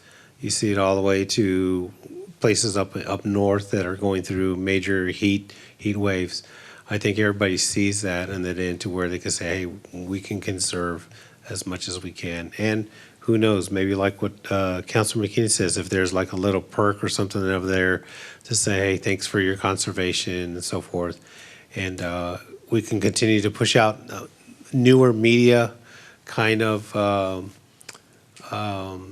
public information out there about where we're at currently. Because I know there's sometimes I turn on Channel 10 and there's old videos from like about 6 or 7 years ago, even though the message is still correct. but maybe we can look at modernizing it to where we're at now and have an understanding. Appreciate it. Thanks. Yep. All right, I just got a few questions. Currently, can developers access our city's potable water? So, I'm sorry, can you say it one more time? Can developers access our city's potable water, like from the For construction purposes? Yes. Currently, no, we're only allowing city CIP projects. Okay, so can they at any point? So, I'm sorry. Is there a reason why they can't right now? We just felt, so that happened back in '23, is when we completely shut off construction water, so you'll see the hydrant meters located out and about, just because of where our system was, and we've discontinued that and not released that because of the demands it placed on our systems. It's a lot, it's a big water usage for those developers. They basically turn a hydrant on, and it runs almost 24/7. Okay, I've seen some fill up like their water trucks this year. So how does that work? You're referring to our CIP projects, or? No, this was not they're- a city. Yeah, I contacted Brian right away and was like, Yeah. hey, this guy's filling up I didn't know what it was, but they had like water meters on the fire hydrants. Yeah, if it was developers, it shouldn't have been happening, and typically our inspectors keep an eye out for those things. Again, we have water loss reports, and we realize these things do happen, unfortunately. We just can't have eyes on everything, but if we come across situations like that, we mitigate it to making them aware. If it happens again, we'll take further actions. But Okay, so do we have a plan for that? Like do develop, I'm confused because I'm wondering, are developers going to be affected by the stages? I don't believe so, because I don't think it's any more stringent than how they're gonna be affected now. If anything, I don't believe so. It's just my personal feelings about it, because there's nothing in terms of constructability that's gonna affect them that's not affecting them today. Okay, so was there an ordinance that passed? Like, what was the decision in order to? That was done administratively. Okay, I'm just curious, because if it's done administratively, I'm just curious as to when it's going to, like, when can that reverse, or can it change? Like, how does that look? I believe it would be a recommendation to our city manager, whomever that might be, by our water utility team, as to allowing that activity to begin occurring again. Okay. And we have not had those conversations. We have not felt that our system is in a place to allow for that at this time. Okay. Mayor, to add to that, I believe that the intent is as soon as we have that piece of the wastewater treatment plant up and going to where we can sell construction water that is not potable, but it's type 1 water, we would sell that instead Okay. of the potable Okay. water. So there's that plan's in place. Yeah, I'll just add real quick to that conversation though too. There's actually language in this drought contingency plan, or the proposed plan here, that essentially in each stage gives city staff and city leadership the flexibility to determine whether or not we want to start selling potable water for construction purposes, if we deem that necessary, or we're in the position to do that. So that language is in there, but it's flexible. Okay. All right. So can we go back to the fees, the violation fees? Okay. So it's between $100 and $500. So my question is, how are those fees decided? I believe that's decided, and Amy, step in and help me on this, by the judge. Oh, by the judge. Okay. Yeah, so state law limits fees for Class C misdemeanors to $500 in a strict liability situation, so if you don't want to have to prove an intent. So for a first offense, we limited it to that $500. And then on a second offense, when it's, clearly you know about this, you've already been convicted once, then we raise it up to the $2,000, which is the maximum allowed by law. The judge can set whatever window fine the court, he wants to for the court, or as cases come through, he can assess the fines to the person who is convicted. Okay. My next comment was going to be what Councilmember McKinney said, which is I would love to add our stages to the AMI. To that, I think that's great. Like if people log in and they can see what stage we're in, that would be fantastic. And then finally, how is this brought forward? How is all this like? I'm confused because when I first started on council, I had the question of how do we do stages?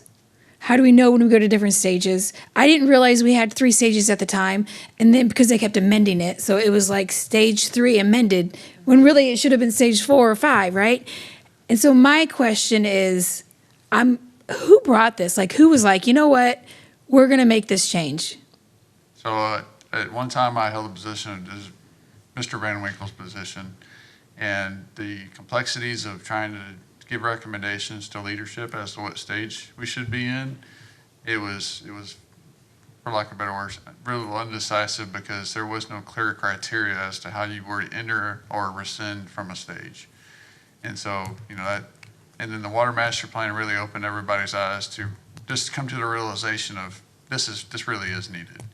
We need clear-cut answers. This is how every other utility is doing it. You get to this capacity or this level in your reservoir, this is the stage you enter. Has to get back up to this amount or level, you rescind that. And so really it was more of a group effort of identifying that, bringing that to city manager and leadership, and just them adopting that sense that this is needed and council approved it, so I see to conduct a study. So hopefully that answers your question. Yeah, I just want to say thank you because this is much needed information, not just for the council, but for the residents, because I think there was this kind of confused, like, where are we at and how do we know we're going to change? So I wanted to say thank you to your team, whoever brought this forward, because this is such important information that we should have had years ago. And so thank you guys for recognizing this and bringing it to us. I am very impressed. So thank you very much. We appreciate that. It was a lot of hard work, and Mr. Van Winkle and his team that really put a lot into this. So great thanks to him and all the efforts that was put into this. Okay, thank you guys. Thank you. I don't think there's any more questions, right? We're good? All right. So if I could, Mayor, just to close, the other thing about this process is we meet on a regular basis with the city manager and our boss Amber, the deputy city manager. We meet every Monday, just about. Sometimes we take a week off or so, but we talk about this. This is the key process or part of our water team meetings that we have on a regular basis. And so what we will do going forward, there's no action required for tonight. But we are looking for feedback. I know we've got a lot of feedback from council already, but if you have any more feedback, please do not hesitate. I know you won't do it. Hesitate to email me or Tim or Pervez or Amber, and we will make sure that we address those in the final document that we're going to bring back, like Tim was talking about earlier, and an ordinance approval to the city council, hopefully sometime by the end of this month or August or sometime like that, but very recently. And then if there is an amendment or not amendment, but a change to our drought contingency plan, we will then get with Amber and Pervez, discuss it in our water team meeting, and then we will decide, or Pervez will decide how we're going to bring that forward to council and let council know. But it was Pervez's idea to use the coloring pattern for the drought contingency plan. So we got that in there, and it's a really good idea. And so now we know and hopefully it'll become so obvious to our citizens what stage we're in. You can just look at it by the color and tell it it's, because they, like Tim was saying, it's the Taco Bell, the hot sauce coloring pattern, where it gets more and more hot. That's what stage we're going to be in. But this was a lot of work, and these guys did a great job putting it together. But the leadership of Pervez and Amber is critically important to this project, letting us know if we're on the right track or we're getting too far askew. But it is an educational program. We're not looking to penalize our citizens or all that. I think Councilman McKinney's right. A lot of times people just don't know. They just don't know. And so this process is going to definitely help in the transparency of that process. So we appreciate you all for that. Thank you. All right, up next we have agenda item 5, receive a report, hold a discussion, and provide staff feedback regarding water conservation rebate program. So this is a program that we started as a pilot. It's almost 2 years ago, Jessica, right, that we started this project. And so we were very fortunate to get Jessica Wright on our staff as our conservation coordinator. She has been an awesome addition to the work that we do, and she's critical to it. You may not know it, but she's out there. She's out there with the citizens, helping them, educating them, and also we're working on plans to get her into probably the middle school age group to start, educating those students, because we know an educated student creates an educated parent.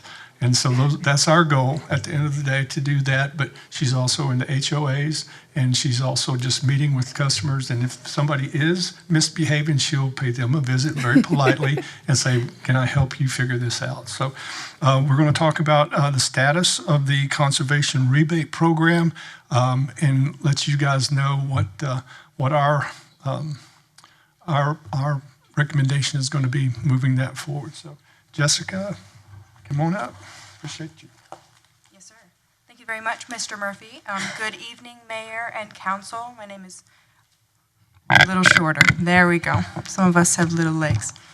My name is Jessica Wright. I'm serving as the First Water Conservation Coordinator. So in addition to lots of education and outreach, I've also been tasked with implementing the existing rebate programs, which focus more on indoor conservation measures, as well as these new pilot rebate programs.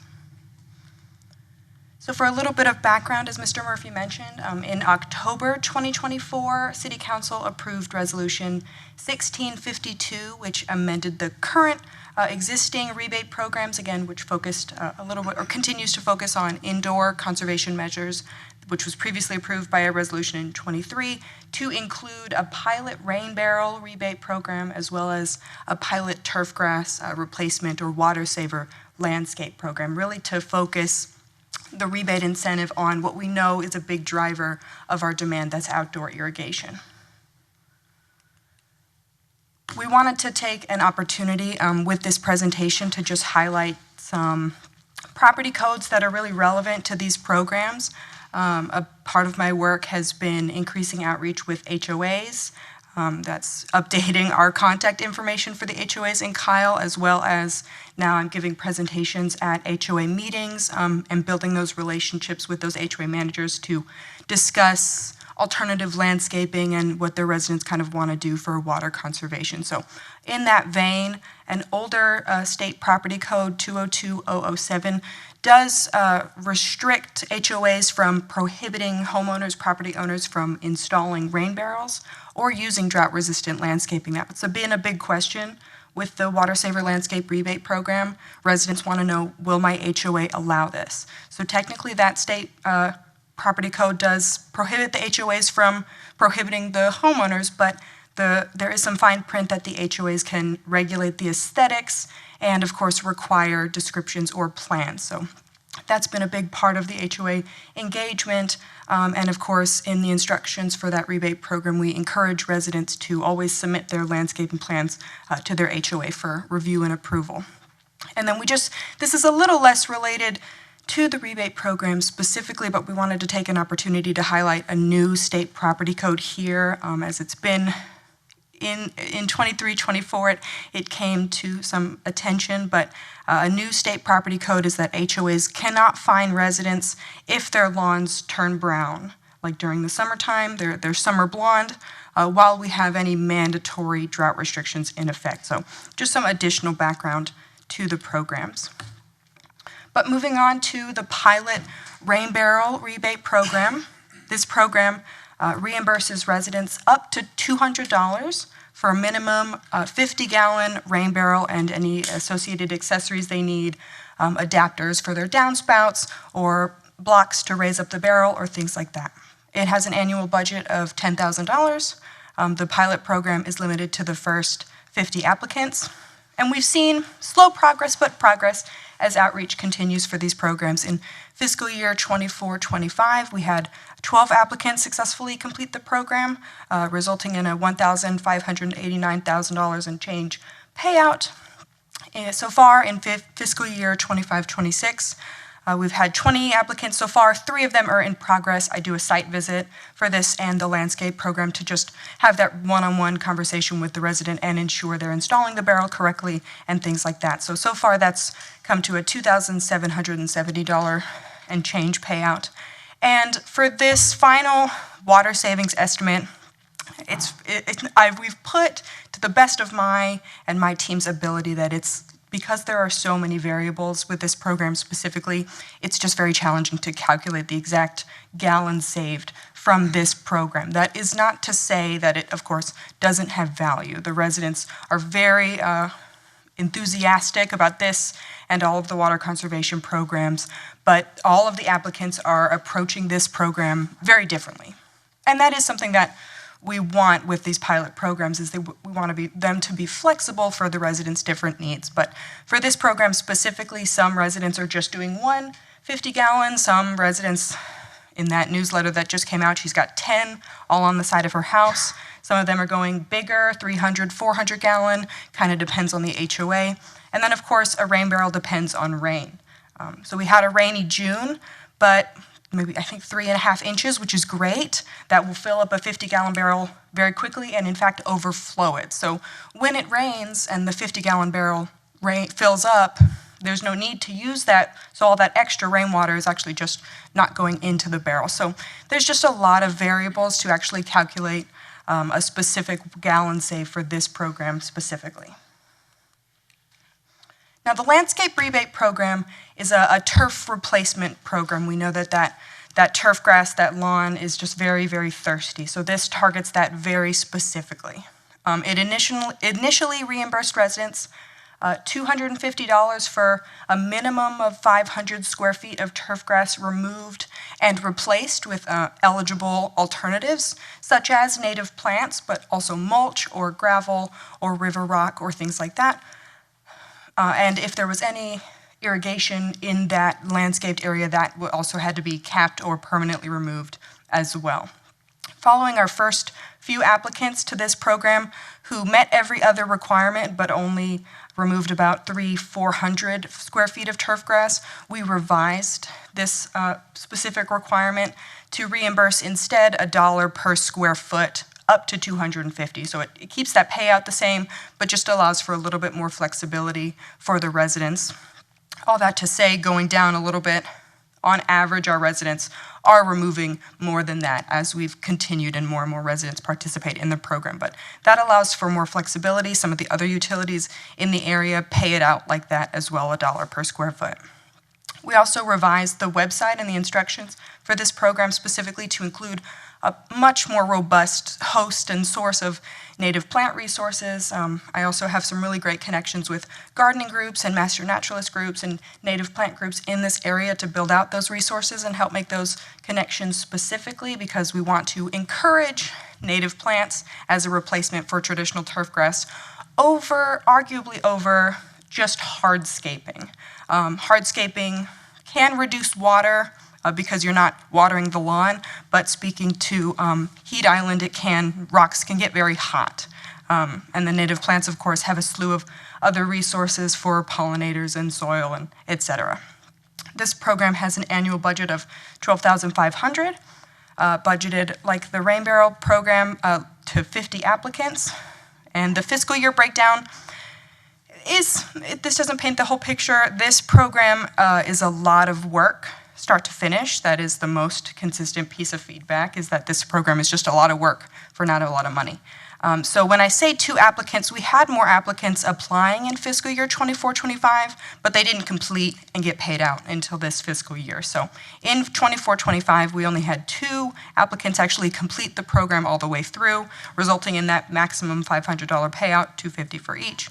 And in this fiscal year so far, of course, we've seen more momentum. We've got 22, 8 of which are in progress. They submit their initial landscaping plans to me.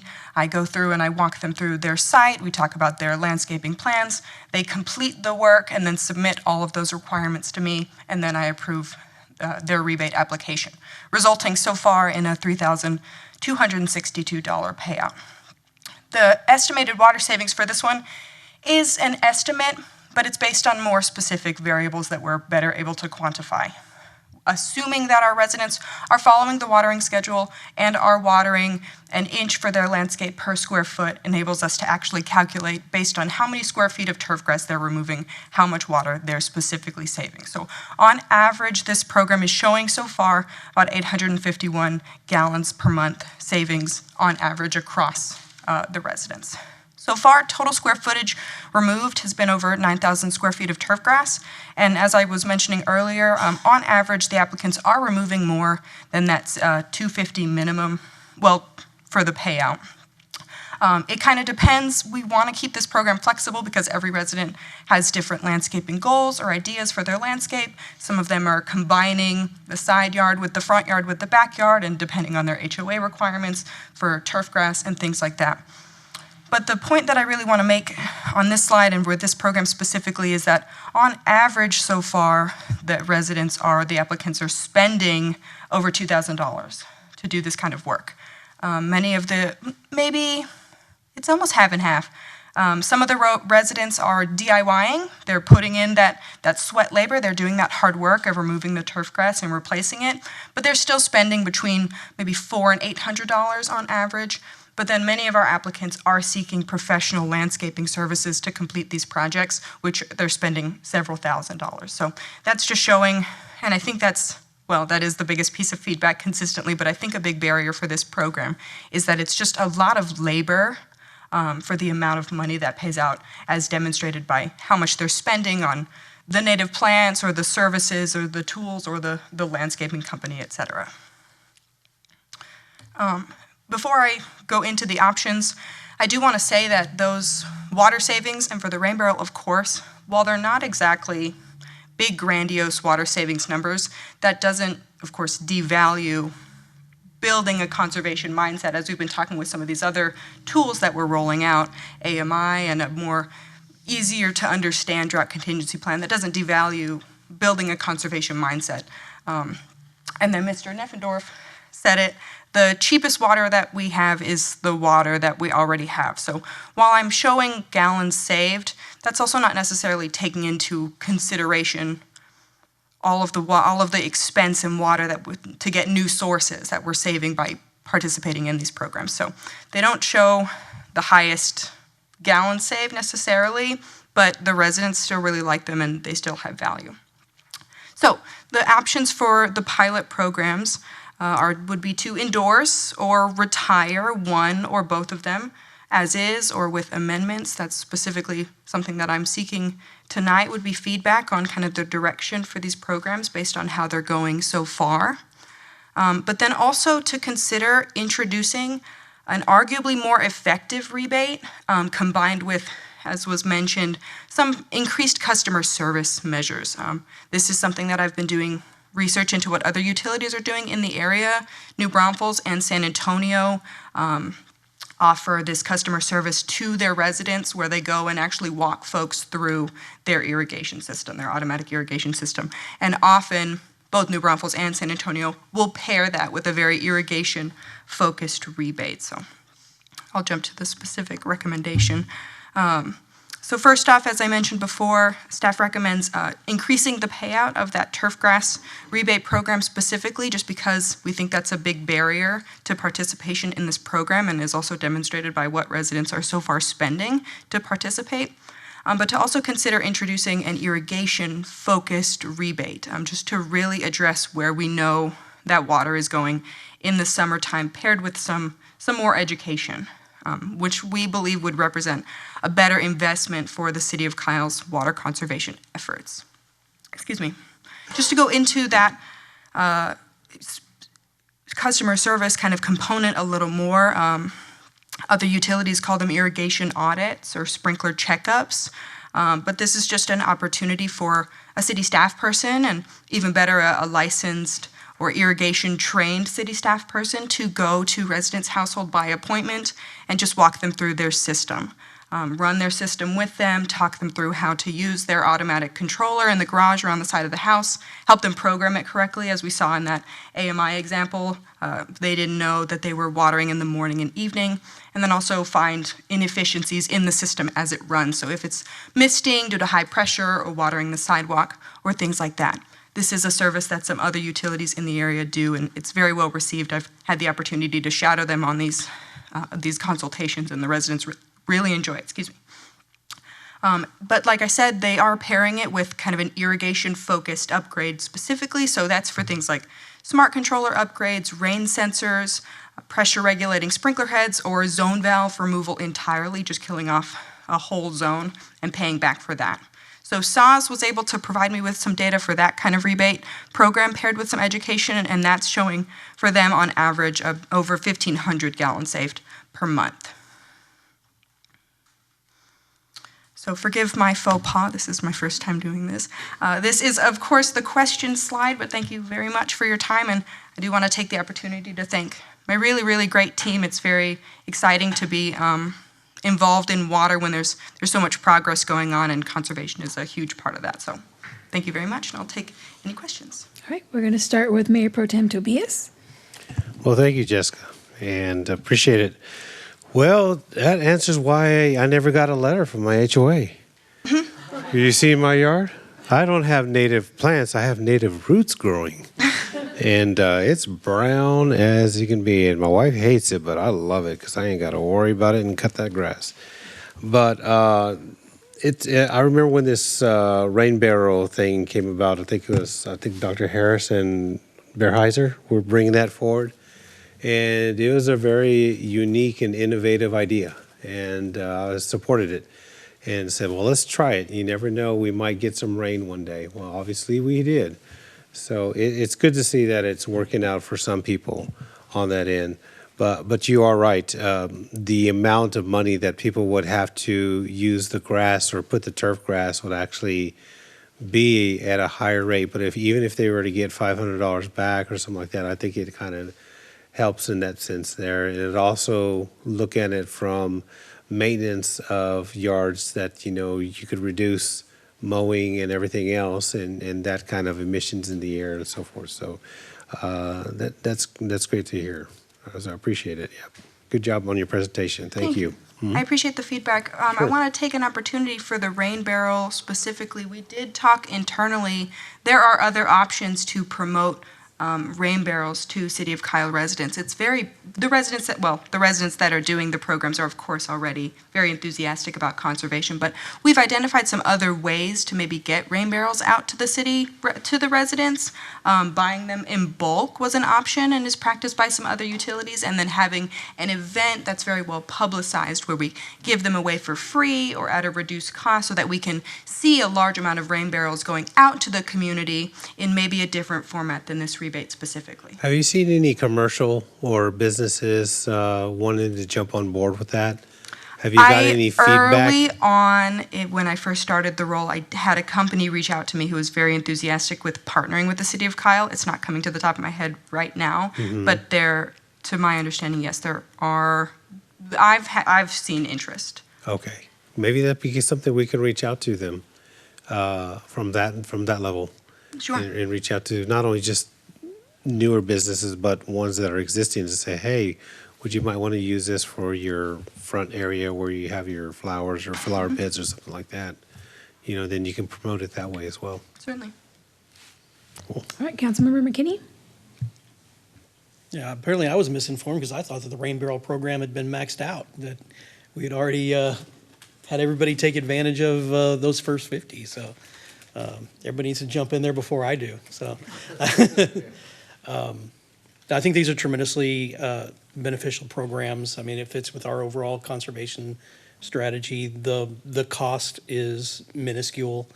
I don't know if we necessarily need to add to it until we've spent what we've already allocated, but I see no reason why we couldn't maintain what we've already set aside.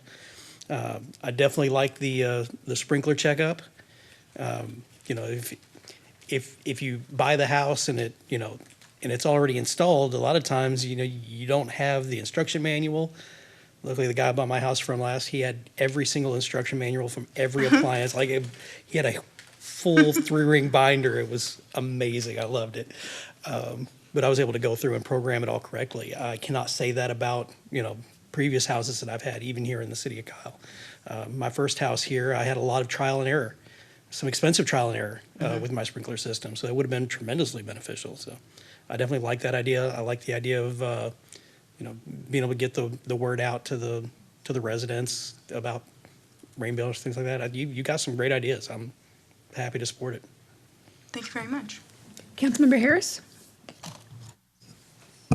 How does our reimbursement rate match with other cities? Well, I can speak to New Braunfels. I research them and work with them a lot. New Braunfels is paying about $2,000 for their turf grass. They call it just turf removal. And they're paying $2,500 for rain barrels, and then they also use the word cisterns very specifically to focus on larger payouts. San Antonio, or SAWS, which I think the Water Saver Landscape Program was kind of mirrored after, does a native plant coupon specifically for $250. So that one is comparable. But the New Braunfels one pays out a lot more. And Buda, Blake?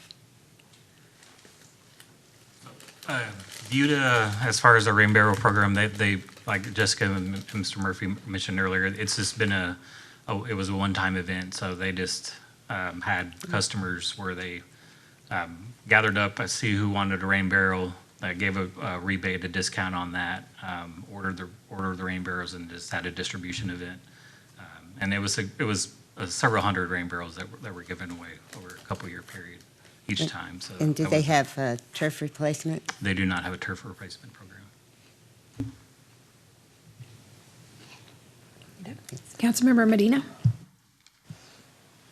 I'd be interested to see on the scope of, finding a partnership to purchase multiple rain barrels at a commercial price, to see what that would look like versus the $200 reimbursement for up to 50. Just looking at the way it's grown, it's almost doubled from one fiscal year to the next. But even with that, you're only averaging about $132 to $138 reimbursement per rain barrel from what it looks like. So we're definitely not using our full capacity on that.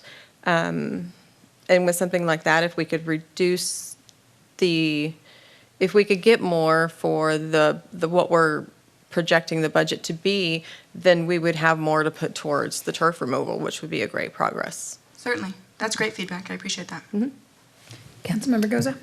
I'm in favor of reducing the rebate amount for the rain barrels. I found them as low as $50 for a 50-gallon one on Amazon. And so it's like, when you've got that option, $200 seems like a lot of money for just one barrel.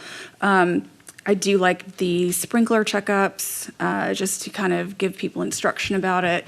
There's probably a lot of people that have sprinkler heads that are missing and kind of all of that stuff, and just need some guidance on that. I like the turf conservation program. I don't, because of our financial status though, like, it's not the appropriate time to expand that, but how much will it affect us to keep the funding that we already have in those programs, Pervez? I know it's a small amount, but every amount counts now, it seems. We can add to it in the coming fiscal year if council chooses that, without impacting the water rates. Okay. That takes care of my questions then. Thank you.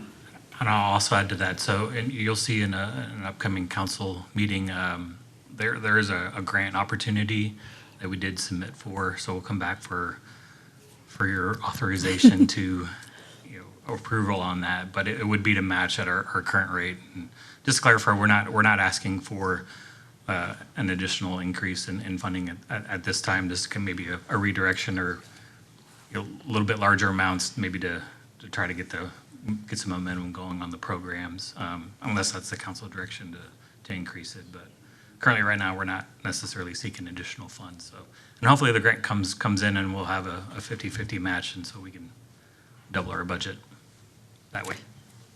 Okay, so my my question is going to be, do you think there's something that we can do to help kind of push or educate people? Because, you think rain barrels and people are like, I don't know where I would put it, or I don't know what I'd do with it once I got it was full. Like, is there something that you think that we can do to push these programs out a little bit? To push both programs or the rain barrels specifically? Either one. Both programs. I am doing outreach to the best of my ability. I think continuing to work with the HOAs, because they have often Facebook groups or newsletters for their residents specifically, and it's coming from the HOA. I think it's going to be a little bit friendlier, because so far that's a really common question is, I really want to do this, but I'm nervous my HOA won't let me. So trying to go through where the HOAs promote it on their end, it would be a little less work for me if they have all the information, and then push it to their residents from that end. Does that make sense? Does that answer your question? That's good. I just want to make sure that, one, people are aware, because I think a lot of people may not know. Sure. I don't live in an HOA, so I wouldn't get that information. I don't know. Just awareness. Maybe if we stick something in the water bill that was like, "Do you know?" and then do a rain barrel, and eventually it would be really nice. And maybe I'm living in a make believe world, but if we had, like, if Kyle had rain barrels that were very specific to the city, and so then that would make people want to gravitate towards buying those, and it would look a little more uniform. But I don't know. That may be way off into the future, but that's all right. I appreciate every insight. Unless something has changed early on, I did try to put, and I think it's monthly, but it might not have been. Sometimes it gets pushed by other messaging. But did you know we have rebates? Should be in utility bills at the bottom, and then new customer letters for new customers. They get kind of an introduction to how to pay their bills. And I believe there should be a sheet in that as well for new customers. Did you know we have rebates? So okay. That is something that I've pursued, whether it's it takes constant kind of bumping to make sure that it continues, but that I'll make sure that those are still going moving forward. okay. And maybe that's also something we have like weekly newsletters that go out via email. Yes, I work often with the communications department to make sure that rebates are involved in social media and the newsletters and all of things like that. Perfect. Thank you. That's all the questions I have. Does anybody else have any more? Nope. You did a fantastic job. Thank you very much for the feedback. I appreciate it. Thank you. All right. Up next, you're all ready to go, Mike, right? Have a good night. You guys did a great job. Agenda item 6, receiver report, hold a discussion, and provide staff direction regarding the Utility Customer Assistance UCAP, or Utility Assistance Program UCAP, including implementation of voluntary donations and rounding bill payments to the nearest whole dollar. Item presenter, Andy Alejandro. Yes. Good evening, Mayor, Council. For the record, I'm Andy Alejandro, the Interim Deputy Director of Finance. And tonight, I'm bringing forward an update to the Utility Customer Assistance Program. So we did start a pilot program, and this is kind of just a follow-up with that. And then also to provide some funding enhancements for this program, including the voluntary donations and the rounding bill payment program. So a little background first. The council directed staff in 2024 to develop a utility assistance program. In February 2025, council adopted guidelines for this program, and then we started it. In January 2026, council directed staff to add guardrails and structure UCAP as a pilot. On March 24th, 2026, council requested refinements to strengthen accountability and clarify administration. And on April 7th, 2026, council formally adopted the UCAP as a 6-month pilot program initiative, which is where we're at right now. So just an outline of the presentation today. I'm going to give an update on the 6-month UCAP pilot program. We'll go into discussing the expanded funding sources, including voluntary donations, the rounding the bill payments to the nearest whole dollar, benefits of voluntary donations and rounding bill programs. And then I'd like to request y'all's direction on the path to move forward. So this was 2 weeks ago, this program has helped 42 households seek financial assistance for their utility bill payments. 46 payments were posted to 42 households. So a few households did get multiple payments to their bill.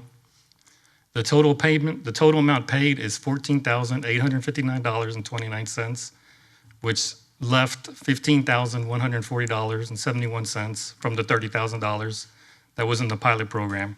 And as of yesterday, I got an updated number from Clarissa Guerrero. So we've actually had 21,000 people that we've assisted, or $21,000 that we've used and we've assisted customers with. And so now we have about $9,000 remaining in that program. So the first program we're going to bring to y'all is for voluntary donations. So residents and businesses can contribute any amount which I'm still working with IT to make sure that they can contribute any amount. We haven't got clear direction from our software system if there's a limit or not, so we're still working on that. These donations can be one-time or recurring donations, and this program would be entirely voluntary. And any funds that we received are restricted only for UCAP, and they would go directly to anybody that's requesting assistance from this program. And then the second option we would have is the rounding bill payments. So this will also be optional, and it'll be for utility bill payments rounding to the nearest dollar. And the difference of that amount would be donated or allocated to the UCAP fund. And so this will provide small but meaningful community support so the customers can use that money. And again, these funds will be restricted for UCAP use only. A couple examples of the rounding bill. So if you had a bill of $74, it would be rounded up to $75, and that would be a contribution of 74 cents. And if you had a bill of $91.82, that would be rounded up to $92, resulting in contribution of 18 cents. And of course, a bill of $120 would remain unchanged. Some of the benefits of this program is that it provides additional funding sources to the UCAP without increasing utility rates or requiring general fund support. All contributions are restricted for use only within the UCAP program and administered in accordance with established program guidelines. Both programs will be completely voluntary and designed to be simple and accessible. Rounding bill programs can be used by utilities because they generate modest individual contributions that can collectively provide meaningful assistance to residents facing financial hardship. So tonight, I'm asking if y'all would like to make no changes and use what we're doing, which is the $30,000, which, as I showed you, we only have $9,000 remaining for the rest of the fiscal year. Or we can move forward with accepting the voluntary donations, move forward with implementing a rounding bill program, or we can move forward with both of those programs. The staff recommends option 4, of course, implementing both programs. And if this is approved, we wouldn't be able to improve.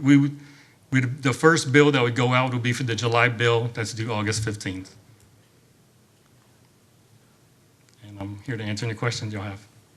All right, I'm going to start with Councilmember Goza. If we accept either one or both of these programs, what is the cost in doing that? Is that being done in-house by our IT? It's being done in-house by IT, yes. Okay. That being said, I'm in support of doing both of them. Okay, Councilmember Medina. So I know we adopted this in April for a 6-month pilot. When was the first month we actually started handing out the payments to the residents? May was the first month, yes, ma'am. So 2 months, we've used more than half of the funding available. Yes. Yeah, it has picked up the last month because I showed you as of 2 weeks ago, it was 14,000. And then in 2 weeks, it went up from 14 to 21. Yeah, based on the numbers in the presentation, that's an average of like 323 per payment for the 46 payments. On the rounding up or the donations being voluntary, what would that look like? Like when somebody goes on to pay their bill online, there would just be something that says... There would be an option, and that's where we're working with IT, because we're going to put the options online and in the bill themselves. And so we have to restructure the bill because it's kind of full right now. Right. And that's what's going to take the longest. So we'd have to put that where we can put both of those options on there, and it would be the same 2 options that would be online as well. Okay. Yeah, I would definitely be in favor as long as it's something that's, voluntary. So if someone can afford it 1 month and can't afford it the next month. Yeah, it can be, and they can, I believe they can set up as recurring if somebody wanted to do that more times. And then you can stop it anytime you wanted to. So it wouldn't be continuing. Okay. Yeah, I would be in favor of that for sure. Because we'll be running out of that $30,000 very quickly. Councilmember Harris. Would we, it sounds like we would not continue the 30,000 commitment to the program. As far as I know, we're not discontinuing that. I don't know if we have other plans.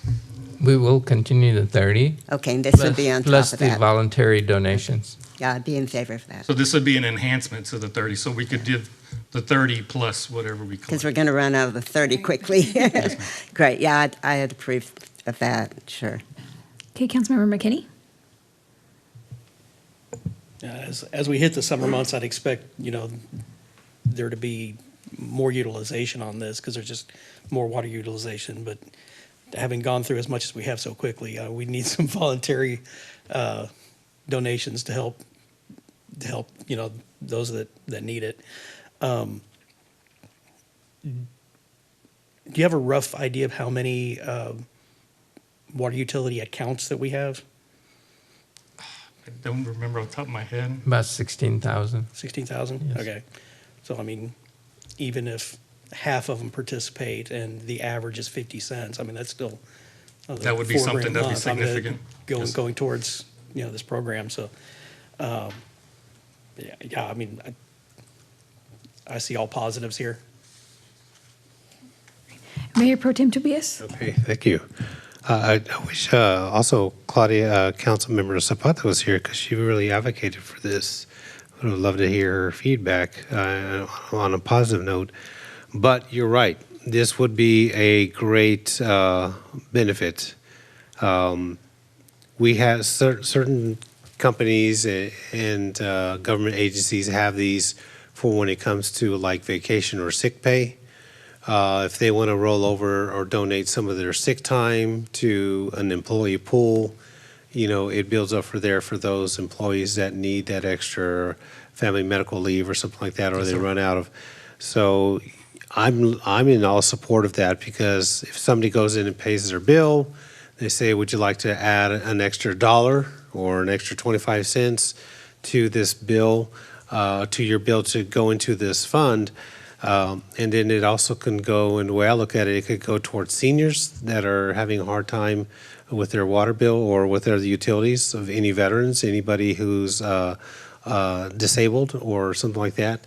It can basically give back to the community that way. We're allowing our residents to give back, in a sense, to other residents in that sense, if those people are just need that extra help. Yes, sir. And we can use our technology from a city standpoint, put in our share as far as continue the program, but also asking if there's any residents that would actually like to add an extra $1 to this pot to help those that need it for, especially during the summertime and so forth. Yes, It's well-rounded the way I look at it. It's a way for residents or our residents helping each other, or citizens coming together, and that's it.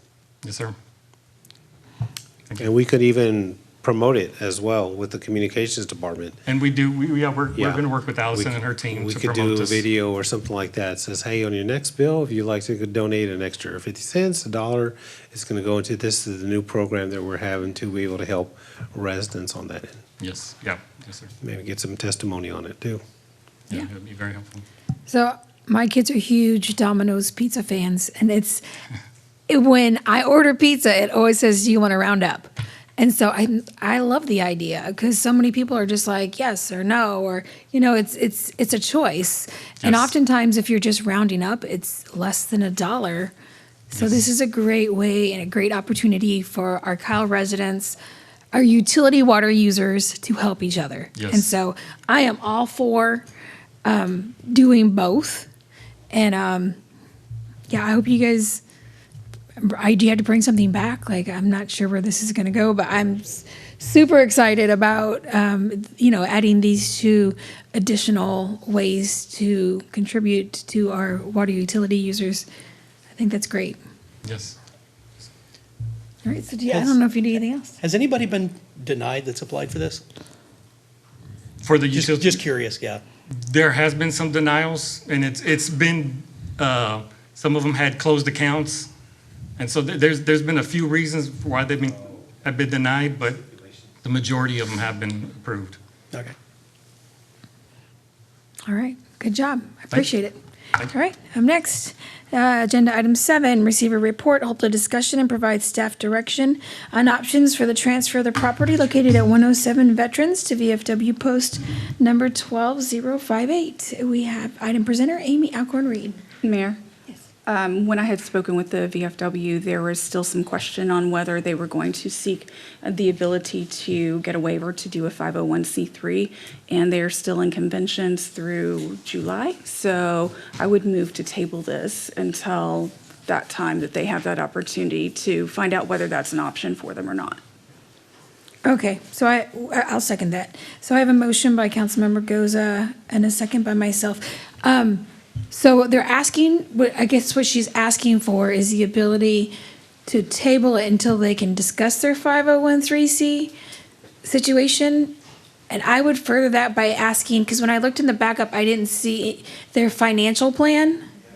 And so I was wondering, like, is this a fully baked? I want to make sure whenever we're making decisions, we have all the information.